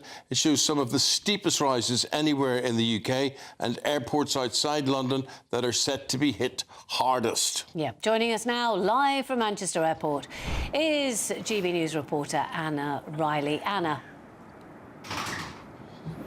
Good morning, Penny and Eamonn. Yes, we're here at Manchester Airport. It's the third busiest airport in the UK. Around 30 million passengers a year fly from here, around 74,000 passengers a day. And it's regional airports like this one where passengers are going to feel a price hike. That's because of this new change in property rates for airports. Here at Manchester Airport, it's going to see a hike of £4.2 million. It's going to go up to a surge by 18.1 million next year, and that's according to Ryan's data. This data has been collated by the company Ryan. It's an analysis of official government data that's revealed that regional airports are amongst the most facing the steepest increase is in business rates of any sector in the UK amid an overhaul of property valuations. The tax, you can certainly tell we're an airport. You can just see the plane flying overhead there. There's going to be a transitional relief which limits increases to 30% next year, but regional airports will still endure some of the largest cash increases in the country. And we've heard from a Manchester airport spokesperson. They've said that airports were already some of the highest rates payers in the country and were prepared to pay significantly more. But they say increases of more than 100% mean that we have to look again at our plans to invest more than £2 billion in our airports across the UK over the next 5 years. They add that it's inevitable that air travel will become more expensive as the industry absorbs these costs. They say that this impacts hard-working people throughout the country and makes global trade harder for businesses. Now, Airports UK, that's the trade body as well that represents the airport sector, is working on a response to the Treasury's consultation on the business rates plan, which closes in February. It said that these plans are short-sighted and will have a knock-on effect for the businesses that depend on airport connectivity in all areas of England. Thank you very much, Anna Riley. They're battling away against, well, what a surprise, planes. Planes. Planes, that's always an issue, I find, Yes. when you're at an airport. And where are they? And they better be good airports. Barra Airport, the Isle of Barra, Outer Hebrides, is by far the most beautiful airport. It's basically, the runway is a sandy beach. Yeah, that's from one person. Peter says, best UK airport by far, Liverpool John Lennon. Do you know, I've never flown into it because I always take the train. But I think the difference with airports like Liverpool is the quality of the people. The people are very, very friendly. The staff very, very friendly. Yes, and they make the experience seem better as a result of that. Gibraltar Airport is amazing. Its runway isn't, mate. There's that big cliff right in front of you. But I don't like landing there. It's horrible. It's I mean, I know, and then you sort of go past and you can see people's washing on the washing lines. You're so flipping close. I like Exeter Airport, says Jill. Just a shame not many flights, and the ones that are there are mega expensive. Yes, and actually that's the other thing, isn't it? Because it is a very much quicker way of getting down there than if you're going on, for example, train. But, you know, patchy and quite often they don't go. Yeah, well, as long as they do go, that's the thing. I always reckon any landing, any airport, any flight you come back from is a good one. Still to come, Edinburgh is having a big firework display and all sorts of things, preparing to bring in the new year in spectacular style. We're bringing you the build-up to the Hogmanay celebrations next. Decisions made in Washington aren't just shaping America, they're shaping Britain too. From migration to global security, from crime to health. Whatever happens in the White House today will be felt in your town or city tomorrow. That's why The Late Show is live from Washington, D.C. Cutting through the politics to show you what it all means for Britain. The Late Show live every night at midnight. Only on GB News, Britain's news channel. Exciting news. Every Friday, my Patrick Christie's Tonight Show is going to have a twist to it. We're welcoming some special guests. You. That's right, on Fridays I'm going to be doing my show in front of a live studio audience because this show is about you and what you have to say. It's going to be the same big debates, same big topics, same big opinions. But every Friday night at 9 p.m, you are invited to come on down to Patrick Christie's Tonight to be a part of the action. Only on GB News, the People's Channel, Britain's news channel. Hi, I'm Michelle Dewberry, and my show is your opportunity to cut through all the noise and dive in headfirst to some robust debates. Ideas clash. Situation, no, isn't it? No, Because the failure is you're deliberately avoiding my point. Nothing's held back, And if you think this is the end of it, wait for more. and we do not shy away from the difficult stuff. Sometimes I want to shake people and say, if only you understood. So join me on Dubes & Co. weeknights at 6 p.m, only on GB News, Britain's news channel. You want to know what's really going on in the corridors of power? Labour don't know what to do with you half the time, and that makes you quite lethal in the chamber. Get behind the headlines with Chopper's Political Podcast. Join me, Christopher Hope, as I sit down with the great and the good of British politics. We'll see where this ruling takes us. These are the stories shaping our nation. Chopper's Political Podcast, available now on all platforms. Listen in and stay ahead. Britain was once the envy of the world. But look around. A nation that no longer knows what it is or where it's going. A country that's broken. How do we fix Britain? How do we bring it back? Friday night with Matt Goodwin at 8 p.m, only on GB News. No matter the state it's in, this is our nation. Join me, Jacob Rees-Mogg, for a genuine, honest discussion on where we have been, where we are going, and where we are with the people who set the direction. Tune in to State of the Nation every Monday to Thursday, 8 to 9 o'clock. Only on GB News. Britain deserves a newsroom that puts the facts and your voice first. Well, and that's what you get on GB News. Lively debates, lively conversation. And we're not afraid to hold power to account. And each other. So join me, Andrew Pierce. And me, Miriam Gates, for Britain's Newsroom, weekdays from 9:30 on GB News.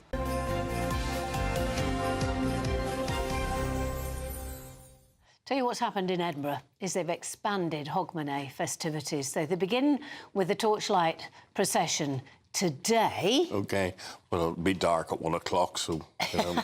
The Hogmanay Festival dates back to 1993, and it's grown and grown to become one of the greatest outdoor celebrations of New Year's Eve anywhere in the world. And what we're going to do now is cross live to Edinburgh, and our GB News Scotland reporter, Tony Maguire. Happy Hogmanay. Hello, not quite happy Hogmanay, but certainly that's not going to stop people from getting the party started early. This is very much a 72-hour event, you know, and just behind me, if I can kind of describe the scenes, all the generators are now getting delivered to power all of the lights. And then up in the hill behind me, the castle, you might be able to see there, well, that's going to be lit up. And above that, we're going to see yet another spectacular fireworks display. Now, it's almost 12 months to the day since I was almost stood on this very spot crying about the rain, because of course the weather reports of wind and rain last year had ended up calling off the massive street party and the fireworks and so much else that went with it. It really was a crying shame after COVID that nobody thought it would happen again for a long time to see such a prestigious New Year's Eve event cancelled. But there we were. So there's a lot of hopes pinned on it this year, and those hopes begin tonight. We're going to see the torchlight procession with tens of thousands of Scots picking up their torches and marching through the streets of Edinburgh. A bit of more of a Celtic twist, I guess, for a New Year's celebration. And of course, from tonight, we're also going to see a number of Scottish live bands performing a number of gigs. That will continue into tomorrow, but of course, the real bread and butter for this year's celebration is going to be on 2 days from now, on the 31st of December. And we see that street party. You mentioned there, it was very much at one point one of the biggest and most recognisable New Year events in the world. I think in 1996 those numbers topped about 300,000 people pouring into Princes Street in Edinburgh. That number's down to about 100,000 now, but quite a sight to behold if you're in the throng of the masses there. And of course, being Hogmanay, it has got that international recognition. I think the unique name probably helps, but this year we now know it's also going to feature as part of CNN's 18-hour marathon following New Year's Eve around the world when the bell strikes 12. And I think that's kind of a nice little recognition as well to see how far this event, which really first started in 1993, has taken off.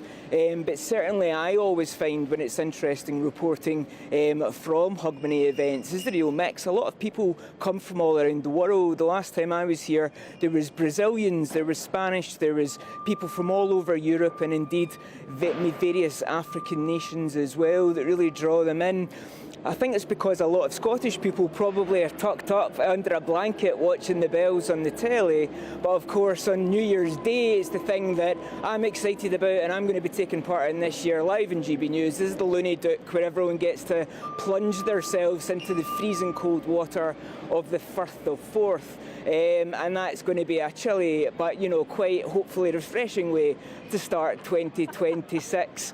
But no Hogmanay party for me this year. It's actually my birthday on the 31st of December, and after many years working that really special night, I've decided to take that one off. Happy birthday for the day after tomorrow, Tony. Thank you very much. I love that. Today's show, we've had interviewees or contributors. We've had planes, we've had helicopters, and now bin lorry. I mean, we only had to have somebody saying caution, turning left, caution, turning left, and we'd have had everything. Caution, turning right. And there we've got Miriam Cates and Charlie Peters. Miriam, what have you got? Good morning. Well, to add to your list of vehicles, we've also got a discussion about potholes and the appalling state of British roads. But we are going to be looking at this story about Alaa Abd El Fattah, who has been apologising overnight for some extraordinary remarks he made some time ago. But we're going to be looking into what is the legal loophole that allowed him to come here in the first place? Why were the establishment so keen to get him here, and what can we do about it?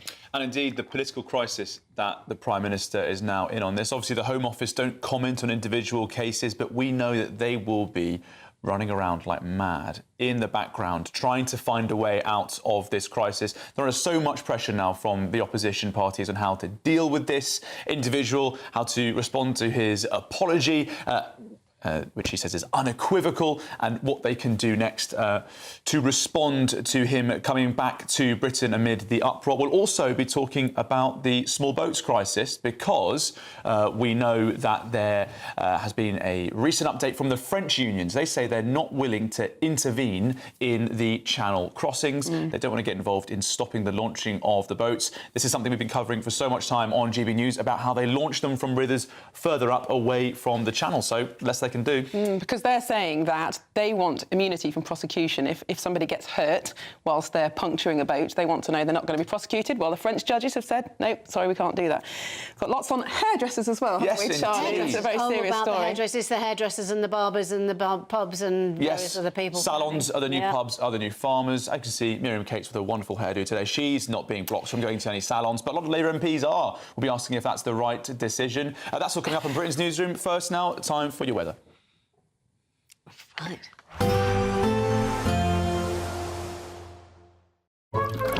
Warm and cosy, with a chance of zero visibility.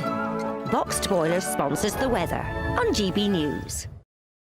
Hello there, good morning. Welcome to your latest GB News weather forecast from the Met Office. Some thick fog in places this morning, a lot of cloud around and on the chilly side, and it remains chilly through the week ahead. So looking at the picture, we can see a lot of cloud across the UK, but there are some breaks in the cloud, and we've seen a frost in places, some thick fog, particularly through the central belt, so take care if travelling.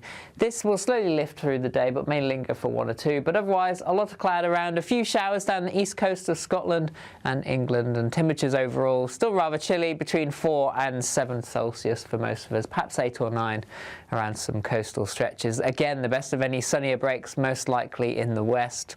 Through the evening time, if we look at the details, we can see a few showers perhaps across eastern Scotland, but otherwise generally dry with some clear spells. The wind's coming in from the north, so quite a chilly evening to come. Rather cloudy skies across into northern England, the risk of a few showers down the east coast there. Northern Ireland dry and turning quite chilly as a frost begins to form through the evening time, and a lot of cloud across the rest of England and Wales. Again, western fringes of Wales down into the West Country turning quite chilly where we see any clear spells. Overnight, temperatures dropping well below freezing across Scotland, some mist and fog patches forming here. Elsewhere, variable cloud amounts. Where we do see the clear skies, we'll see some fog patches, some frost as well. Temperatures, towns and cities under the cloud holding up between 4 and 5 Celsius, but where we see any breaks, could be down to -2 or -3. Again, the Glens of Scotland down to -5 to -7 degrees. So chilly start to Tuesday, fog patches in places, and then I'm hopeful through the day there'll be more in the way of sunny spells across the country. There'll still be some showers around, largely around the coasts, most places avoiding these and staying dry, and a little bit breezy in the east and the south as well. And temperatures again lifting to around 5 or 7 Celsius by the afternoon. See you soon. Warm and cosy, with a chance of zero visibility. Boxed Boilers sponsors the weather on GB News. Thank you, Britain, for helping us reach 10 million followers across social media. We are truly honoured to have your trust, one follower at a time.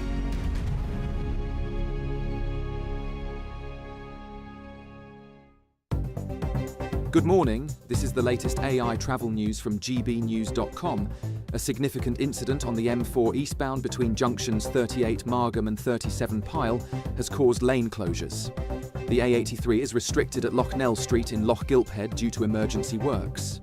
In Norfolk, an accident closed all lanes on the A11 northbound between the A165 and A134. In Kent, a broken-down vehicle on the A20 eastbound has closed one lane. In Devon, a broken vehicle on